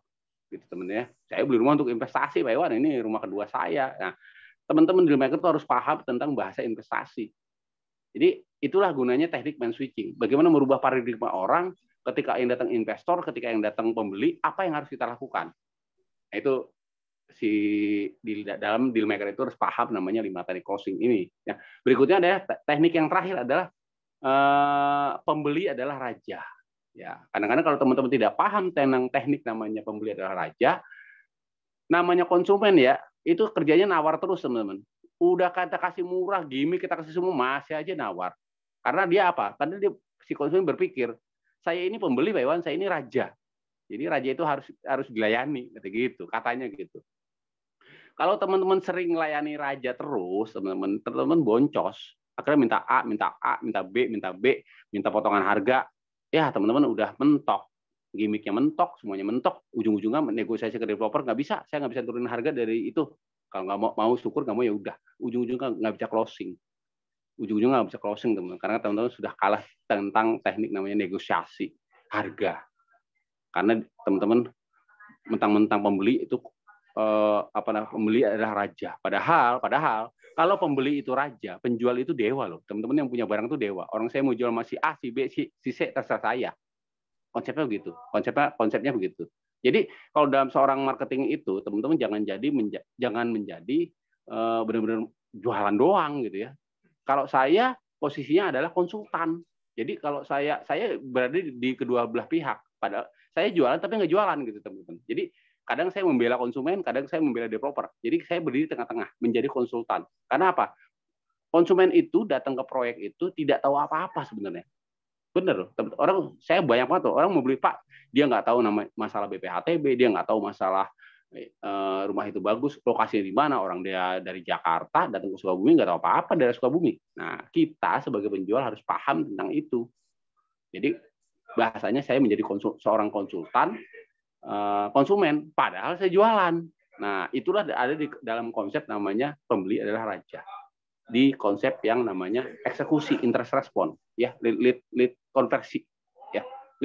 Pertama iklan itu lead generation, ini namanya lead konversi. Nah, berikutnya setelah konsumen itu beli, ya, sudah oke, sudah teman-teman jelaskan semuanya AEO dengan berbagai cara, sudah tertarik, sudah antusias beli, ya, booking fee atau dan lain-lain. Ketika mereka melakukan pembayaran, mengeluarkan uang, konsumen ada satu kata-kata, ada satu ya pikiran. Ini saya percaya apa tidak memberikan uang saya? Apalagi teman-teman pas closing langsung kasih DP 100 juta, belum tentu loh orang percaya. Nah, tekniknya supaya orang itu percaya, booking fee dan lain-lain, teman-teman namanya memberikan solusi. Teman-teman harus paham, supaya orang itu aman, supaya orang itu yakin beli, teman-teman memberikan sebuah solusi. Apa itu solusinya? Solusinya bisa berupa buyback, ya. Pak, kalau misalnya tidak Bapak tidak jadi beli, garansi 100% uang kita kembalikan tanpa ada potongan satu pun. Atau ketika tidak lolos BI checking, ya, ketika proses ke bank kita lolos BI checking, Bapak garansi, ya, ditolak bank garansi 100% uang booking fee yang Bapak saya kasih ini garansi saya kembalikan. Gitu. Itu namanya kita memberikan sebuah solusi. Atau kita memberikan solusi, Pak, hadiah yang kita berikan kalau misalnya keterlambatan dalam pembangunan, kita janjinya 7 bulan loh Pak bangun rumah 2 lantai. Kalau ada apa-apa terlambat, kita kasih garansi. Apa tuh garansinya? Benar ya Mas, 7 bulan ya Mas? Iya, kita kasih garansi. Misalnya saya tambahin AC Pak, kalau misalnya pembangunan kita lebih dari 7 bulan. Nah, orang langsung percaya. Itulah supaya bisa namanya closing, gitu ya. Nah, bagaimana kita membuat settlement dealing untuk seorang konsumen supaya jadi closing. Dan berikutnya dengan cara apa? Dengan cara memberikan gimmick hadiah. Biasanya orang seneng kalau dikasih hadiah. Atau dikasih potongan harga. Atau dikasih misalnya testimoni. Ya, itu kita ada di 1, 2, 3. Ini ya, proses dalam namanya pemasaran deal closing mastery yang saya biasanya lakukan di dalam proyek saya. Jadi kalau saya kata orang, wah lead alhamdulillah lead banyak yang masuk, misalnya 176, ya, atau wah alhamdulillah closing 30, belum tentu yang akad 30, belum tentu. Jadi kalau saya udah jelas 9 orang akad yang closing 12, 9 orang akad jelas, karena yang saya closing itu orang-orang yang hot prospect tadi dengan proses namanya pemasaran deal closing mastery ini. Nah, kenapa saya banyak dipanggil teman-teman itu training di beberapa developer, kemarin beberapa di Bandung, besok saya ke Bandung lagi gitu ya. Besok hari tanggal ke berapa ya, saya ke Kalimantan di Banjarmasin untuk proyeknya perumahan di Banjarmasin, dipanggil sama developer. Itulah banyakkan saya dengan sebenarnya menjabarkan tentang bagaimana mereka proses pemasaran yang benar. Jadi mereka tidak capek lagi, tidak boncos, tidak macam-macam di dalam pemasaran penjualannya. Nah, ini jabaran yang tadi saya bicarakan ya. Proses mempengaruhi ada namanya di lead generation ya. Yang dari medsos, dari online, offline ya. Mereka cara beriklan semuanya di sini. Ya, mereka biasanya cari. Teman-teman pasti sudah bisa namanya menjalankan namanya Facebook Ads, cara beriklan di Facebook berbayar tuh tahu ya. Kalau iklan Facebook kan dengan cara fanpage. Fanpage teman-teman bikin akun fanpage, habis itu teman-teman ketik apa yang dijual iklannya, berikutnya teman-teman tinggal dijalankan iklannya. target minatnya. Bikin target minatnya seperti apa, baru teman-teman tinggal bayar ke Facebook, langsung Facebook yang jalan nih, gitu ya. Yang pilih sesuai dengan apa yang teman-teman targetkan, minatnya seperti apa. Nah, mereka prosesnya ada di sini nih, lead generation. Jadi teman-teman proses mempengaruhi dulu. Jadi yang penting orang tuh datang ke WhatsApp. Ya. Kalau teman-teman iklannya jelas banget atau terlalu terbuka gitu ya ngapain mereka nanya-nanya WhatsApp? Orang udah tahu semua, ya. DP-nya sudah tahu, DP 30%. Mereka udah tahu cicilannya, mereka udah tahu ininya. Teman-teman habis itu, apalagi teman-teman pakai gambar ya, pakai gambar ini udah ada nih video kita, ya udah tahu semua, ngapain saya nanya? Gitu. Padahal kalau saya mending mencari banyak-banyak lead. Konsepnya adalah teman-teman bikin namanya konsepnya separuh-paruh. Orang dibikin ya tipis lah terbukanya. Jadi terbukanya dibikin ngambang supaya orang tuh datang ke landing page gitu ya. Nah, ini teman-teman paham sini, namanya lead generation. Yang berikutnya lead konversi. Yang tadi saya bilang ada namanya landing page itu ketika mereka masuk, kalau di tim saya namanya CS Online. CS Online itu yang membalas semua yang masuk dari namanya lead generation ya. Jadi yang sudah diiklankan oleh advertising, mereka membalas di namanya CS Online. Ya, tugasnya adalah bagaimana CS Online itu memfilter orang yang sering database dan mengundang orang suruh survei. Ini tugasnya CS Online. Nah, kalau di bawahnya 5 teknik closing ini adalah proses namanya deal maker. Orang yang mengeksekusi di lapangan. Ketika orang sudah survei, tugas berikutnya adalah orang deal maker. Karena apa? Dari lead generation ya, advertising sama namanya CS Online ini, mereka tidak pernah melihat orang. Mereka hanya dengar dari kata-kata, hanya dengar omongan, sama dengar baca-baca WhatsApp. Tapi kita tidak pernah ketemu orangnya. Nah, beda loh teman-teman ya. Cara menjualan di online, ya tidak pernah ketemu orangnya, sama ketemu orangnya. Kecuali teman-teman jualan harga murah ya. Jadi beli di marketplace misalnya Bukalapak, misalnya Tokopedia, teman-teman nggak perlu ngeliat orangnya karena barangnya murah. Ini karena kita jual mahal, makanya orang harus datang ke lokasi, lihat lokasinya. Itulah gunanya tim deal maker, tim lapangan, tim orang eksekusi. Jadi di saya itu ada, kalau di divisi saya di marketing itu, di perusahaan saya itu ada namanya advertising, orang CS Online yang membalas semua online dan tugasnya adalah mengundang orang. Yang berikutnya adalah orang di lapangan, deal maker. Nah, itu ya. Nah, berikut jadi memberikan solusi. Jadi deal maker ini nih harus tahu tentang funding. Siapa orang yang sudah tentang bunga bank, tentang flat, tentang floating, tentang caps. Ini yang sering ditanyakan sama konsumen. Jadi mereka juga tahu kondisi konsumennya, karakteristik seperti apa, orang auditori, orang visual, orang kinestetik, hukum akad-akadnya juga harus baik. Karena mereka pasti nanya-nanya nih, Pak ini saya akad-akad apa? Akad merubah apa istisna, apa akad konvensional, apa ini kalau konvensional pakai bank, saya mau tanya Pak ini cicilannya fix apa floating? Kapan saya fix, kapan saya floating? Kan gitu. Cicilannya fix and cap. Nah, contohnya kadang-kadang yang kalau tidak dijelaskan seperti ini, mereka kasihan konsumen loh. Ketika di bank itu kan ada namanya fix and floating. Mereka fix hanya 2 tahun. Ketika tahun ketiga, mereka tidak paham tentang floating. Padahal waktu kita fix itu kita dikasih diskon sama perbankan. Itu yang terjadi loh teman-teman. Kadang-kadang konsumen, waduh, kemarin Pak Iwan nggak bilang kalau floatingnya segini. Gitu. Padahal kita waktu jualan bank ngasih fix itu diskon dari bank. Misalnya waktu fix itu kita diskon 6%. Pas floating naiknya 12%. Ya, 6% ke 12%. Tadinya cicilan 3 juta, ujung-ujungnya cicilan 6 juta. Bayangin tuh. Nanti kita yang jual, waduh, saya dijeblosin sama marketing ini, nggak dikasih tahu floatingnya seperti apa. Nah, itu yang terjadi tuh. Ujung-ujungnya dia kapok teman-teman, karena kita betul nggak bisa jelasin seperti itu. Nah, berikutnya product knowledge, SWOT analysis. Teman-teman tidak memahami kelemahan, kelebihannya apa, ya. Terus kemudian akan ada apa di situ dan namanya treatment, tantangannya. Jadi kalau saya tuh kita tahu tuh. Jadi ketika konsumen tanya, wah saya udah tadi baru ke perubahan A, B, C, D, E gitu. Karena teman-teman tidak bisa membandingkan produk teman-teman ke produk orang lain karena teman-teman tidak membuat namanya SWOT analisis. Ya, strength, ya, kekuatannya gitu ya. Kelemahannya, opportunity seperti apa, dan tantangannya. Ini harus teman-teman deal maker harus paham. Nah, itu kalau sudah seperti itu, teman-teman menggunakan itu, teman-teman kayak saya nih sekarang ya. Saya tuh nggak usah jualan, nggak usah iklan sekarang. Karena apa? Sudah terjadi namanya multi marketing. Saya konsumen-konsumen saya yang jualan sendiri. Karena saya melayani konsumen saya yang pertama itu dengan baik. Ketika sekarang konsumen saya malah mereferensi, Pak Iwan, teman saya mau beli nih 2 orang nih, tolong dong. Dia dikasih diskon ke saya. Nah, itu namanya sudah terjadi seperti itu.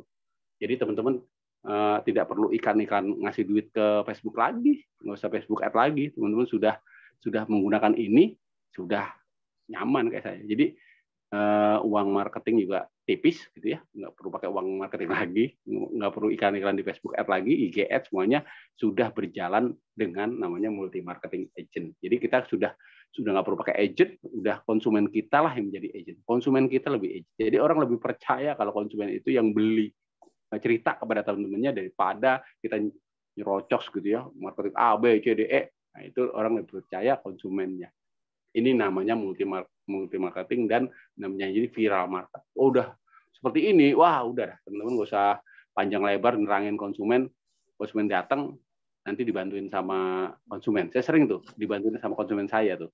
Jadi ada konsumen saya namanya Pak Heru sama Pak Tinto tuh, kalau saya datang tuh, udah Pak tinggal sini Pak, jadi tetangga saya enak nih, udah di sini aja. Itu konsumen yang nyerita, bukan saya gitu ya. Ujung-ujungnya kita nggak perlu capek closing, udah konsumen aja yang closing gitu ya. Nah seperti itu teman-teman. Jadi apa namanya, ini itu ya. Jadi sudah apa ya, sudah semuanya saya share ya. Mudah-mudahan kalau ada pertanyaan bisa bertanya. Ya, itu seperti itu ya. Panjang lebar tuh saya cerita. Mantap. Siap. Seru banget Pak Iwan, luar biasa tadi dari iklan sampai bikin copywriting, sampai ke deal maker, paket lengkap lah semuanya. Luar biasa. Oke, teman-teman silakan kalau ada pertanyaan, silakan bisa diajukan pertanyaan. Ini salah satu yang menarik tadi Pak Iwan yang saya garis bawain itu tentang di awal itu yang mampu itu loh, yang mampu. Jadi screeningnya itu gimana nih, pertanyaan yang itu tuh jadi tadi kan ada teknik ya, bertanya tapi orang itu nggak ngerasain kalau ditanyain banget gitu. Biasanya kalau ditanyain kan kita kan mau tahu nih daya belinya dia berapa, intinya gajinya dia berapa, ya kan?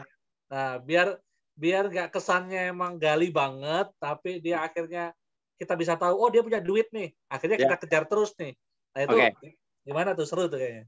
Oke ya, jadi ini namanya teknik metafora. Terserah metaforanya mau pakai metafora yang ada di WhatsApp ya, dengan screening database di WhatsApp. Kita bikin suatu FAQ pertanyaan dengan WhatsApp, atau nih saya mau tanya Bang Alfian dengan cara apa ya? Dengan cara namanya ketemu ya. Ketemu itu artinya kita tatap muka seperti itu. Artinya seorang deal maker ya. Oke ya. Siap. Nih. Oke ya. Sekarang saya tanya nih Bang, misalnya gini, saya tanya sama contoh gini, contoh nih saya tanya dengan cara saya pengen tahu nih, kira-kira gaji Bang apa ya namanya, Bang Alfian kira-kira berapa? Ya enggak? Umpetin dulu Bang katanya, umpetin kata-kata gajinya dari saya. Oke, saya menggunakan kata namanya nih teknik metafora ya. Perbandingan, kita mencari namanya teknik perbandingan nih. Saya menyindir tapi tidak apa ya, tidak menyindir.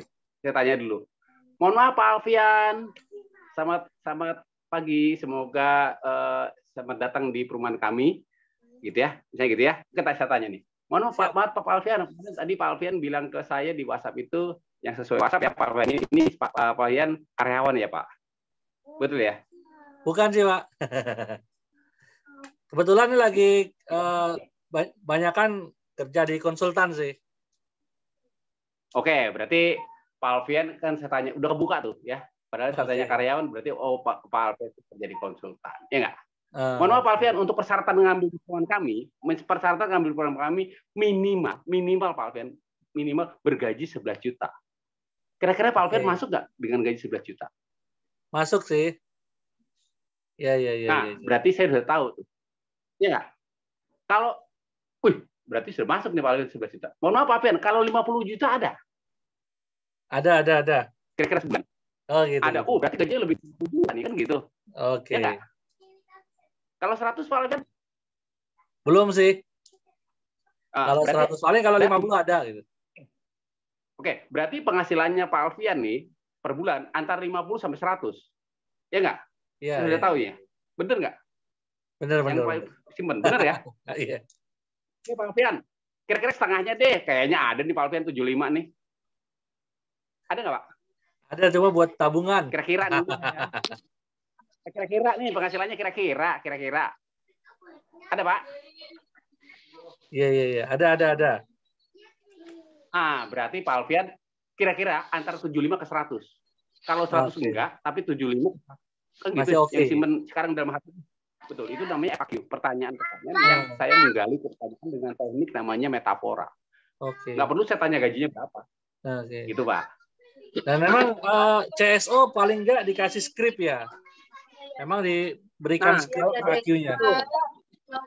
Oke, kalau saya ini Bang Alfian, kalau saya di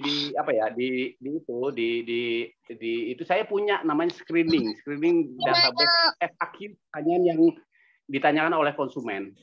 Siap. Oke. Siap, seru banget. Silakan teman-teman yang mau ikut bertanya ya, silakan bisa bertanya. Tadi udah mulai panas ya kan. Bagaimana cara menggali ya kan, menggali kemampuan beli. Nah, ini yang paling banyak orang itu boncos ya kan, capek ngadepin lead yang nggak berkualitas, mending udah fokus aja dapetin lead yang berkualitas. Caranya gimana? Emang dengan teknik screening tadi, teknik metafor ya.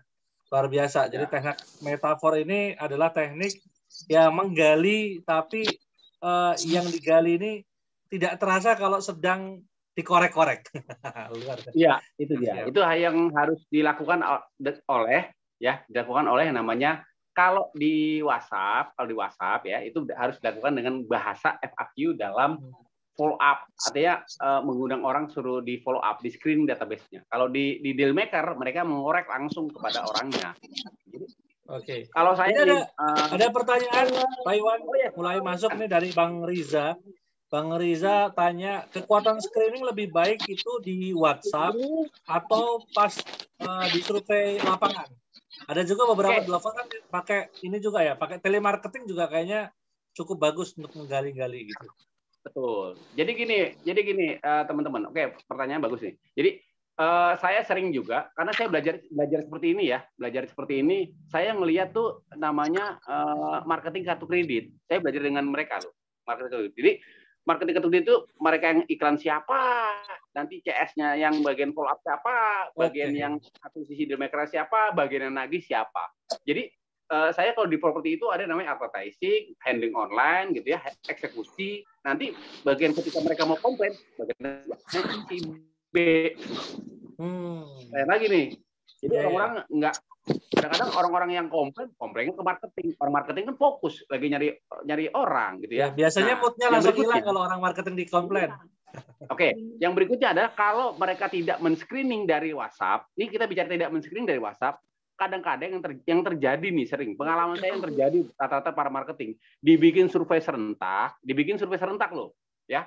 Nah, kita tidak tahu orang mana yang potensial besar dan tidak. Kadang-kadang malah kita yang kita layani orang-orang yang tidak potensial. Ya, ujung-ujungnya PHP. Aduh, capek dah. Padahal datang lagi konsumen, ntar PHP lagi. Kita kan nggak tahu di situ. Jadi tenaga kita kadang-kadang habis buat orang-orang yang PHP.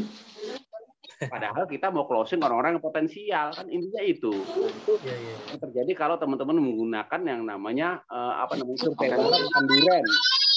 Kan sering tuh survei bareng makan duren. Biasa open house, makan duren bareng. Udah developer ngeluarin duit banyak, boncos. Nah, para marketer bolak-balik ujung-ujungnya apa? Semangat teman-teman marketing itu tidak bisa closing. Karena apa? Karena tadi ya karena apa ya? Tidak ada screening ya. Iya, karena mereka mereka capek di situ. Jadi screeningnya bukan di WhatsApp loh, screeningnya di lapangan. Itu yang membuat tenaga marketing itu capek. Kadang-kadang siapa yang kita layani malah orang yang nggak jelas. Tentunya ada orang datang, itu ntar dia lagi. Padahal dia benar-benar potensi besar. Nah, kalau saran saya lebih bagus nih. Makanya saya bilang gini, saya mencari namanya lead generation itu, ya, mencari informasi iklan itu, mencari orang-orang yang mampu. Ingat ya, orang-orang yang mampu. Baru ketika mereka datang ke lokasi, saya tinggal bagaimana membuat yang mampu tadi menjadi mau. Nah itu, Bang Alfian. Yang tadinya orang yang mampu ini menjadi mau. Nah, banyak kan orang-orang yang terjadi adalah yang ini ya, saya sering pengalaman hampir sekitar sekarang ini hampir 35 developer yang sudah saya training nih. Jadi mereka itu kebanyakan buat orang mau dulu, membuat orang mau, baru ketika itu di screening di lapangan mencari orang yang mampu. Jadi tenaga marketingnya capek, marketing banyak, agen pakai agen banyak, tapi mereka akhirnya tenaganya habis. Tidak cukup melayani konsumen, ujung-ujungnya PHP, akhirnya agen kapok. Jadi konsumen si A, si B, si C, mengapa? Aduh, ntar dia gitu lagi. Nah itu. Jadi kalau bisa nih kita orang-orang yang datang ke lokasi kita yang mampu. Ya, kalau cuma mau, semua orang juga mau punya rumah, kan gitu. Ngapain? Jadi mendingan kita yang mampu aja yang beli, kan gitu, yang kita eksekusi. Jadi tenaga kita di lapangan tuh enak, tenaganya kita yang di lapangan tuh wah. Jadi kita juga ngadepin konsumen juga semangat gitu ya, karena ini konsumennya kalau saya ya, jadi wah ini konsumennya bukan konsumen lele nih, ini salmon nih, kan gitu ya. Artinya ya, ini benar-benar konsumen nih ya, bukan lele yang cuma nanya-nanya pulang gitu. Aduh, itu yang benar-benar kita hadapi. Jadi kita juga datang ke lokasi nganterin konsumen itu semangat karena sudah di screening lewat WhatsApp. Kalau lewat WhatsApp itu. Makanya di dalam WhatsApp itu CS itu harus punya namanya konsep AIDA. Kenapa? Karena mereka apa? Mereka men-screening namanya FAQ pertanyaan di WhatsApp, kemudian mereka mengundang loh. Berarti dia harus punya pertama dia screening, yang kedua dia mengundang orang untuk datang ke lokasi. Berarti dia harus punya namanya konsep AIDA, bahasa undangan untuk mereka datang survei. Nah, orang kan kalau contoh Bang Alfian mau saya undang ke perumahan saya, nah kalau saya nggak contoh nih Bang Alfian ke Jakarta yuk, pasti nggak mau. Kalau bukan temennya nggak, saya bilang Bang Alfian ke Jakarta tenang aja nih, pokoknya nanti nginep di Amaris yang bayar.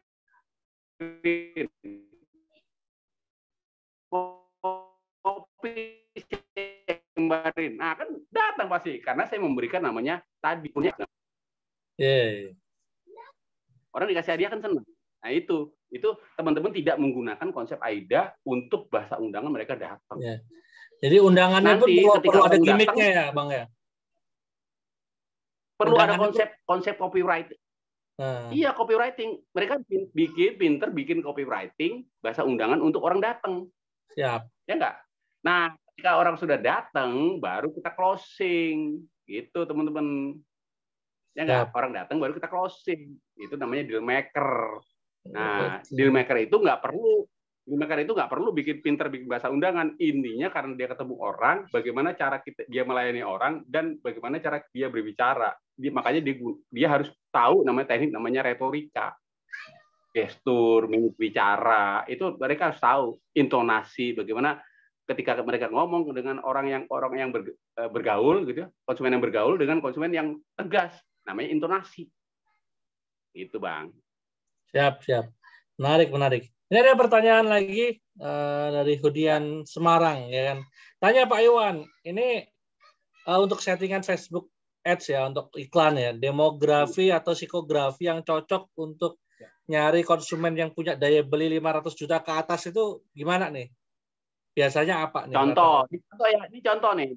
Berarti saya menggunakan AIDA. Saya ingin mencari orang yang daya beli 500 juta ke atas. Tinggal tergantung. Sekarang saya tanya dulu, Bang Alfian, itu saya tanya lagi di WhatsApp tuh. Tanya di pesan. Dia jualannya mencari orang cash bertahap, atau dia mau cari orang yang KPR. Saya tanya dulu. Oke. Ini Bang Rizky bisa open mic-nya? Ya, mau. Cari KPR, Pak. Oh, cari yang KPR. Oh, KPR. Oke, KPR. Bapak mau DP berapa? 10% sampai 20%. Oke, DP KPR 10%. Oke, sip. Oke ya. Ini pertanyaannya. Oke, bagus ya. Saya akan jawab nih, Bang Alfian. Saya ingin cari orang yang 500, kemudian mereka Kredit lah. Yang punya kekuatan 500, kalau 10% dengan uang 500 berarti 50 juta. Punya uang 50 juta, ingat ya, punya uang 50 juta, ya. Anda bisa memiliki rumah 2 lantai di Semarang, sanggup cicil minimal ya, atau sanggup cicil 3 juta per bulan. Ingat ya. Langsung hard selling gitu ya, Bang ya? Itu konsep. Langsung hard selling tapi itu langsung poin langsungan ya. Poin, punya uang 50 juta, bisa memiliki rumah 2 lantai di Semarang, sanggup cicilannya 3 juta. Sanggup cicil 3 juta. Oke. Saya undang mereka di bahasa AIDA-nya nih, saya undang mereka. Ya. Khusus untuk pembelian rumah 2 lantai, dapatkan. Langsung bawa pulang motor Honda Scoopy tanpa diundi. Oke, berarti saya kasih interest. Ya enggak? Saya kasih saya. Promo ini hanya berlaku di bulan Oktober. Promo ini hanya berlaku 3 menit di bulan Oktober. 3 menit di bulan Oktober. Ya. Terus saya undang lagi dia dengan namanya call to action. Ini call to action saya undang lagi. Tadi kan desire, call to action. Saya undang call to action. Oke. Ya. Bagi yang datang nih, khusus yang datang Sabtu dan Minggu, ya, khusus yang datang Sabtu dan Minggu, dapatkan potongan booking fee senilai 5 juta. Khusus yang datang Sabtu Minggu, dapatkan potongan booking fee 5 juta. Ingat ya. Ya, oke ya. Berarti pertama dia udah saya kasih saya kasih punya uang 50 juta, itu nanti yang datang orang 50 juta. Ketika mereka sudah punya uang 50 juta, terus mereka kerja misalnya kerja di suatu perusahaan apapun, gajinya 7 juta, 3 juta, sanggup nih saya, pasti mereka datang. Dan mereka pasti datangnya Sabtu dan Minggu. Kenapa? Karena ketika mereka datang Sabtu dan Minggu, saya kasih potongan booking fee senilai 5 juta. Kalau hari biasa, Pak, ditanya kalau hari biasa, Pak, saya nggak bisa Sabtu Minggu. Hari biasa tidak ada potongan booking fee. Tetap Bapak bisa. Tapi Bapak tidak ada potongan booking fee. Maka pasti yang datang, mereka datang Sabtu dan Minggu. Itu. Dari pertanyaan tadi loh, kalau kita namanya bahasa iklan, yang kita iklankan namanya itu kalau kita iklan Facebook Ad kan langsung hard selling. Kalau soft selling rugi. Kalau Facebook Ad, soft selling itu rugi. Kenapa? Karena soft selling. Mendingan kalau soft selling itu branding. Branding itu soft selling ya, branding ya. Hanya branding itu kita cerita aja tentang perumahan kita. Cerita nih perumahan ini ada di kota Semarang, nyaman, gambar, foto, video, itu soft selling, ngapain diiklanin? Kalau iklan Facebook Ad atau IG Ad ya, itu langsung di soft selling, langsung di hard selling aja. Kecuali kita di website. Kalau website ya, kita bicara Google Ad ya, website itu mendingan kita soft selling.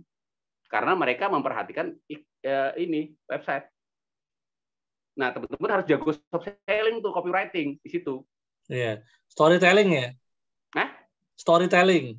Ya, storytelling itu di website. Makanya teman-teman harus jago bikin website, bikin template. Kan website itu kan di template tuh, bikin namanya soft selling. Nah, baru teman-teman di template-nya itu dikasih namanya WhatsApp supaya mereka klik. Ya, soft selling dulu cerita, baru klik gitu ya. Kalau teman-teman di website itu langsung hard selling, kalau hard selling mendingan di Facebook, di IG gitu. Itu siap. Jadi Bang Iwan, masih ada pertanyaan nih dari Bang Riza. Lanjut, psikologi kalau buat yang cash gimana? Apalagi cash misalnya yang 1 miliar ke atas, ya kan? Nah, itu pengen nyari yang cash punya uang 1 miliar ke atas. Oke. Itu gimana tuh?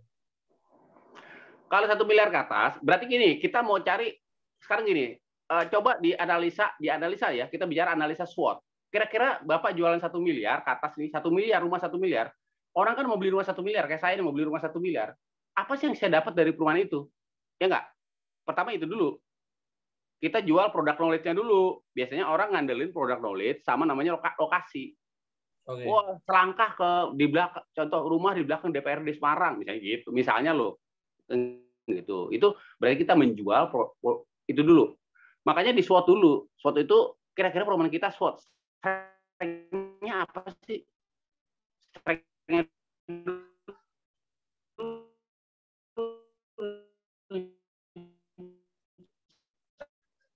mereka apa? Habis itu kelemahannya apa? Kita jual terlalu mahal di daerah itu, ya. Berarti kita beda market nih. Berarti kita kelemahannya itu. Oke? Opportunity. Kira-kira kalau saya beli perumahan Bang Alfian dengan harga di atas 1 M, saya dapat apa? Gitu, Bang. Enggak, saya dapat apa nih? Tantangannya gimana supaya orang yang punya uang 1 M itu, punya 1 M itu, kira-kira di luar sana punya itu tertarik dengan iklan saya.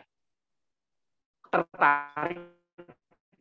Jangan tertarik dulu deh, jangan nanya deh. Minimal dia tanya-tanya di WhatsApp dulu deh. Jangan di closing loh, minimal mereka tanya-tanya di WhatsApp dulu. Gitu ya.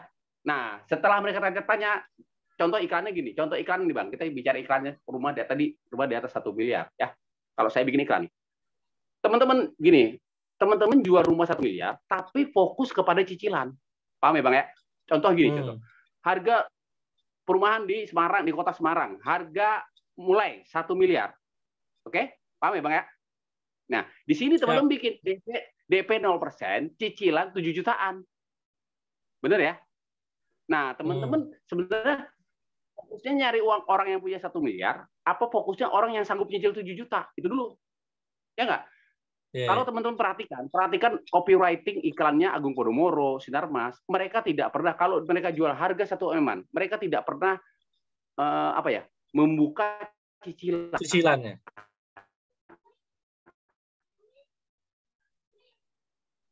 Ingat ya, mereka tidak boleh membuka angka seperti apa ya. Rumah harga 1 M-an. Jadi berarti copywriting kita minimal kita attention-nya adalah apa kelebihan perumahan kita. Strength-nya apa? Strength-nya kita itu angkanya. Yang kedua, bisa cicil misalnya. Bisa cicil berapa kali? Misalnya 12 kali. Udah. Jangan ada cicilan mulai, jangan. Jangan ada DP, jangan. Udah itu aja. Ya, cash keras. Itu saya yakin loh. Ini ya, percaya atau tidak percaya. Ya, percaya atau tidak percaya, yang datang ke WhatsApp atau yang datang ke lokasi, mereka hanya tahu harga mulai 1 M-an bisa dicicil 12 kali. Udah. Itu namanya kita sudah screening dari iklan. Dari awal. Ya. Gitu. Itu yang datang loh. Kita bicara yang datang, tadi mau datang nih, yang datang orang-orang yang punya 1 M-an dan mereka nggak mau nyicil, ya, nggak usah nyicil. Udah, iklannya begitu. Memang nanti iklan di Facebooknya memang kita jarang dapat lead, tapi ketika datang lead, itu lead yang hot prospect. Ya, pasti tanya cuma gini, Pak bisa KPR nggak Pak? Nggak bisa. Udah, gitu aja. Udah, gitu dong, selesai. Daripada teman, bisa PHP lagi. Iya. Kecuali teman-teman, kalau teman-teman mau mencari orang yang KPR, jangan pernah nulis harga. Jangan pernah nulis harga. Jadi iklannya ini udah ada harga, udah ada cicilan. Kalau teman-teman mencari orang yang KPR, udah harganya nggak usah tulis. Itu harganya lo nggak usah ditulis. Yang penting orang sanggup nyicil 7 juta beres. Nggak perlu punya uang, nggak perlu punya apa karena dia mau beli KPR. Itu.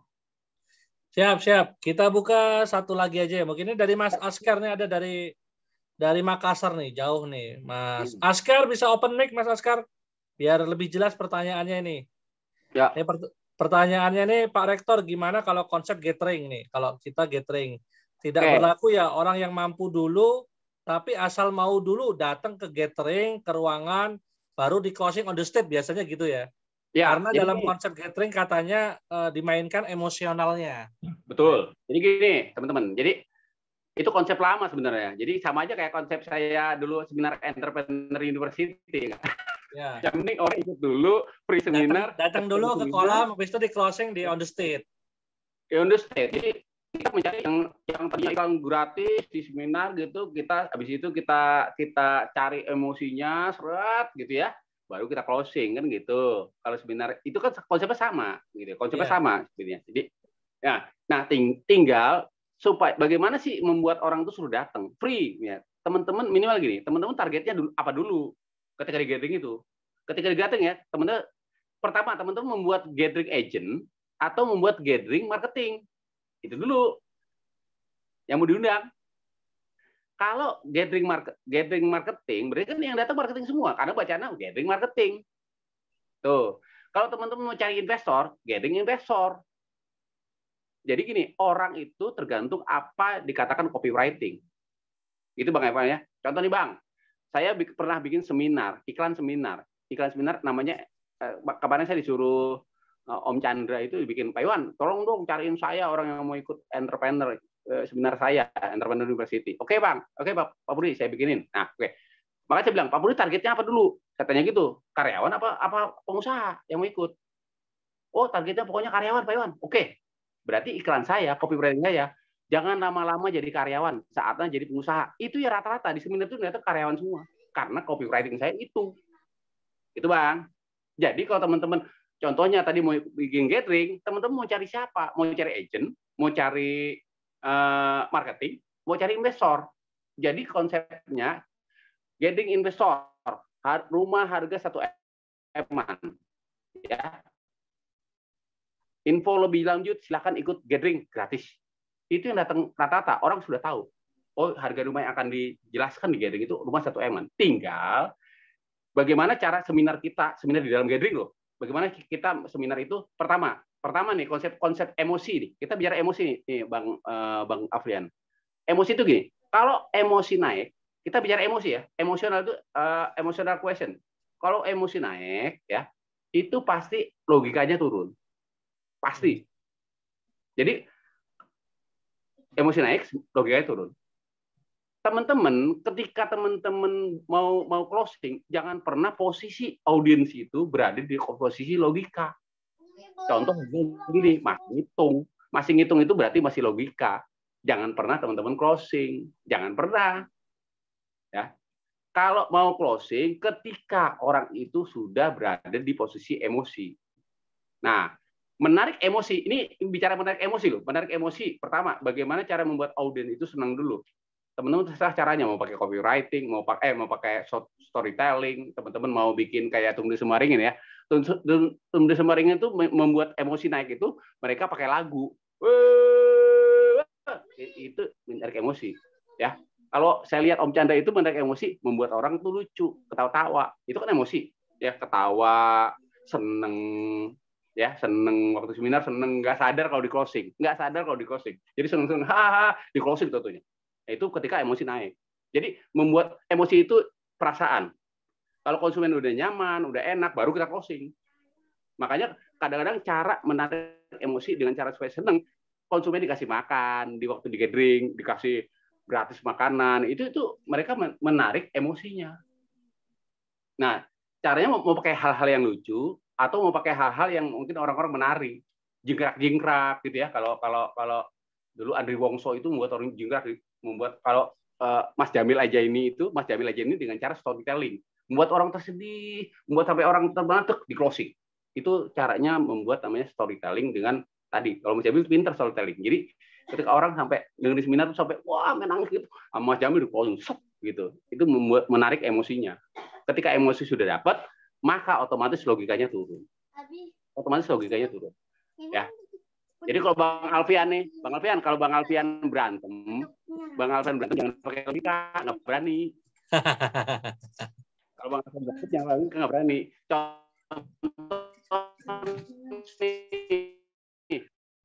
Bang kalau berantem itu, saya kasih tahu loh, ada undang-undangnya marah karena emosi itu perasaan. Itu Bang Alfian. Jadi kalau orang marah itu bisa di closing.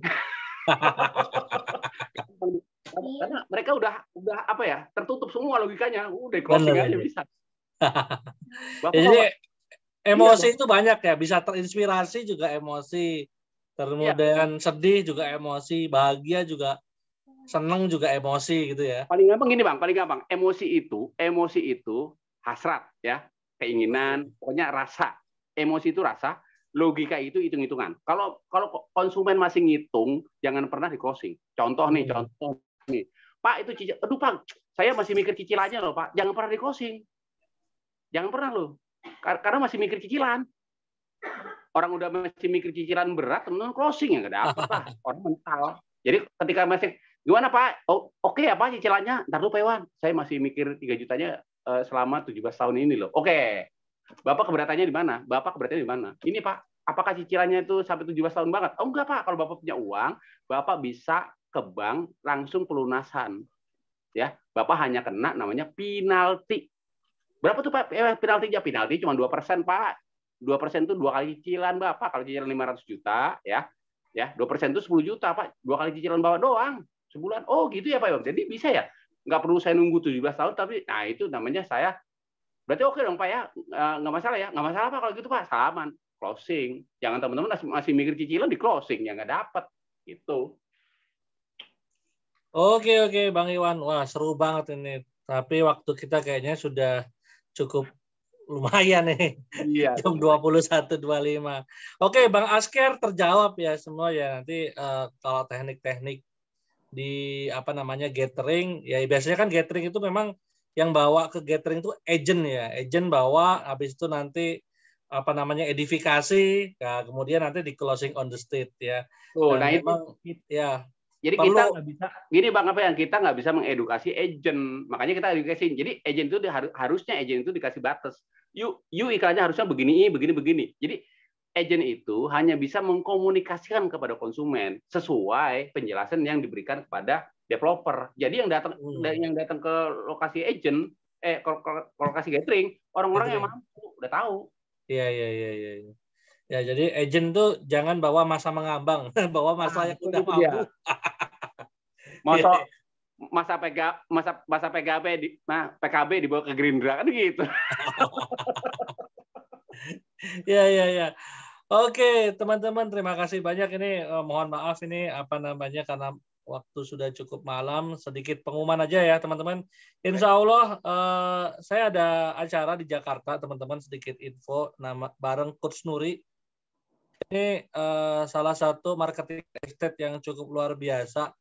Ya, salah satu prestasinya dia kemarin di Primalen ya, di Primalen jadi ex Primalen itu di CMO-nya ya, salah satu prestasinya dia rata-rata di pandemi itu closingnya 10M lah per bulan untuk jualan rumah cash-cashan di market investor. Nah, ini nanti teman-teman akan banyak belajar bareng beliau. Saya juga insya Allah akan belajar juga bareng beliau. Salah satu yang akan kita pelajarin besok di Jakarta tanggal 12-13 ini menarik, teman-teman. Kita akan bongkar rahasia bagaimana cara jualan di market kelas A atau market cash-cashan tipe investor.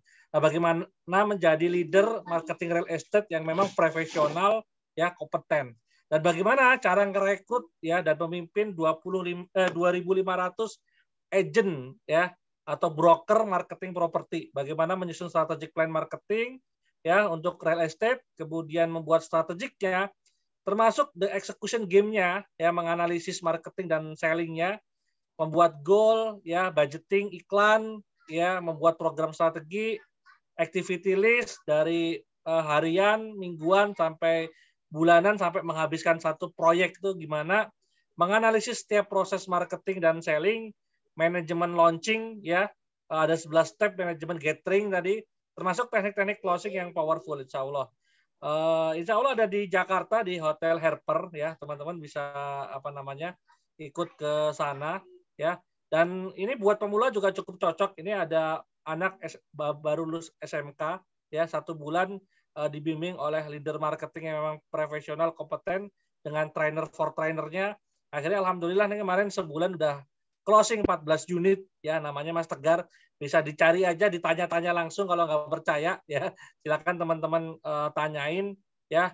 Ini beberapa testimoni teman-teman bisa lihat juga. Linknya sudah saya kirim di chat ya, teman-teman acaranya, dan harganya murah aja, cukup 7.700.000 untuk investasinya, tapi ada diskon 4.500.000. Cuma kemarin early bird sudah terpenuhin, udah 20 orang yang masuk early bird kemarin, yaitu 3.500.000. Tapi buat teman-teman yang beli hari ini terbatas buat 10 orang, itu teman-teman dapat harga cuma 3 juta rupiah saja. Nah, silakan teman-teman manfaatkan, dan ini cuma tahun ini saja.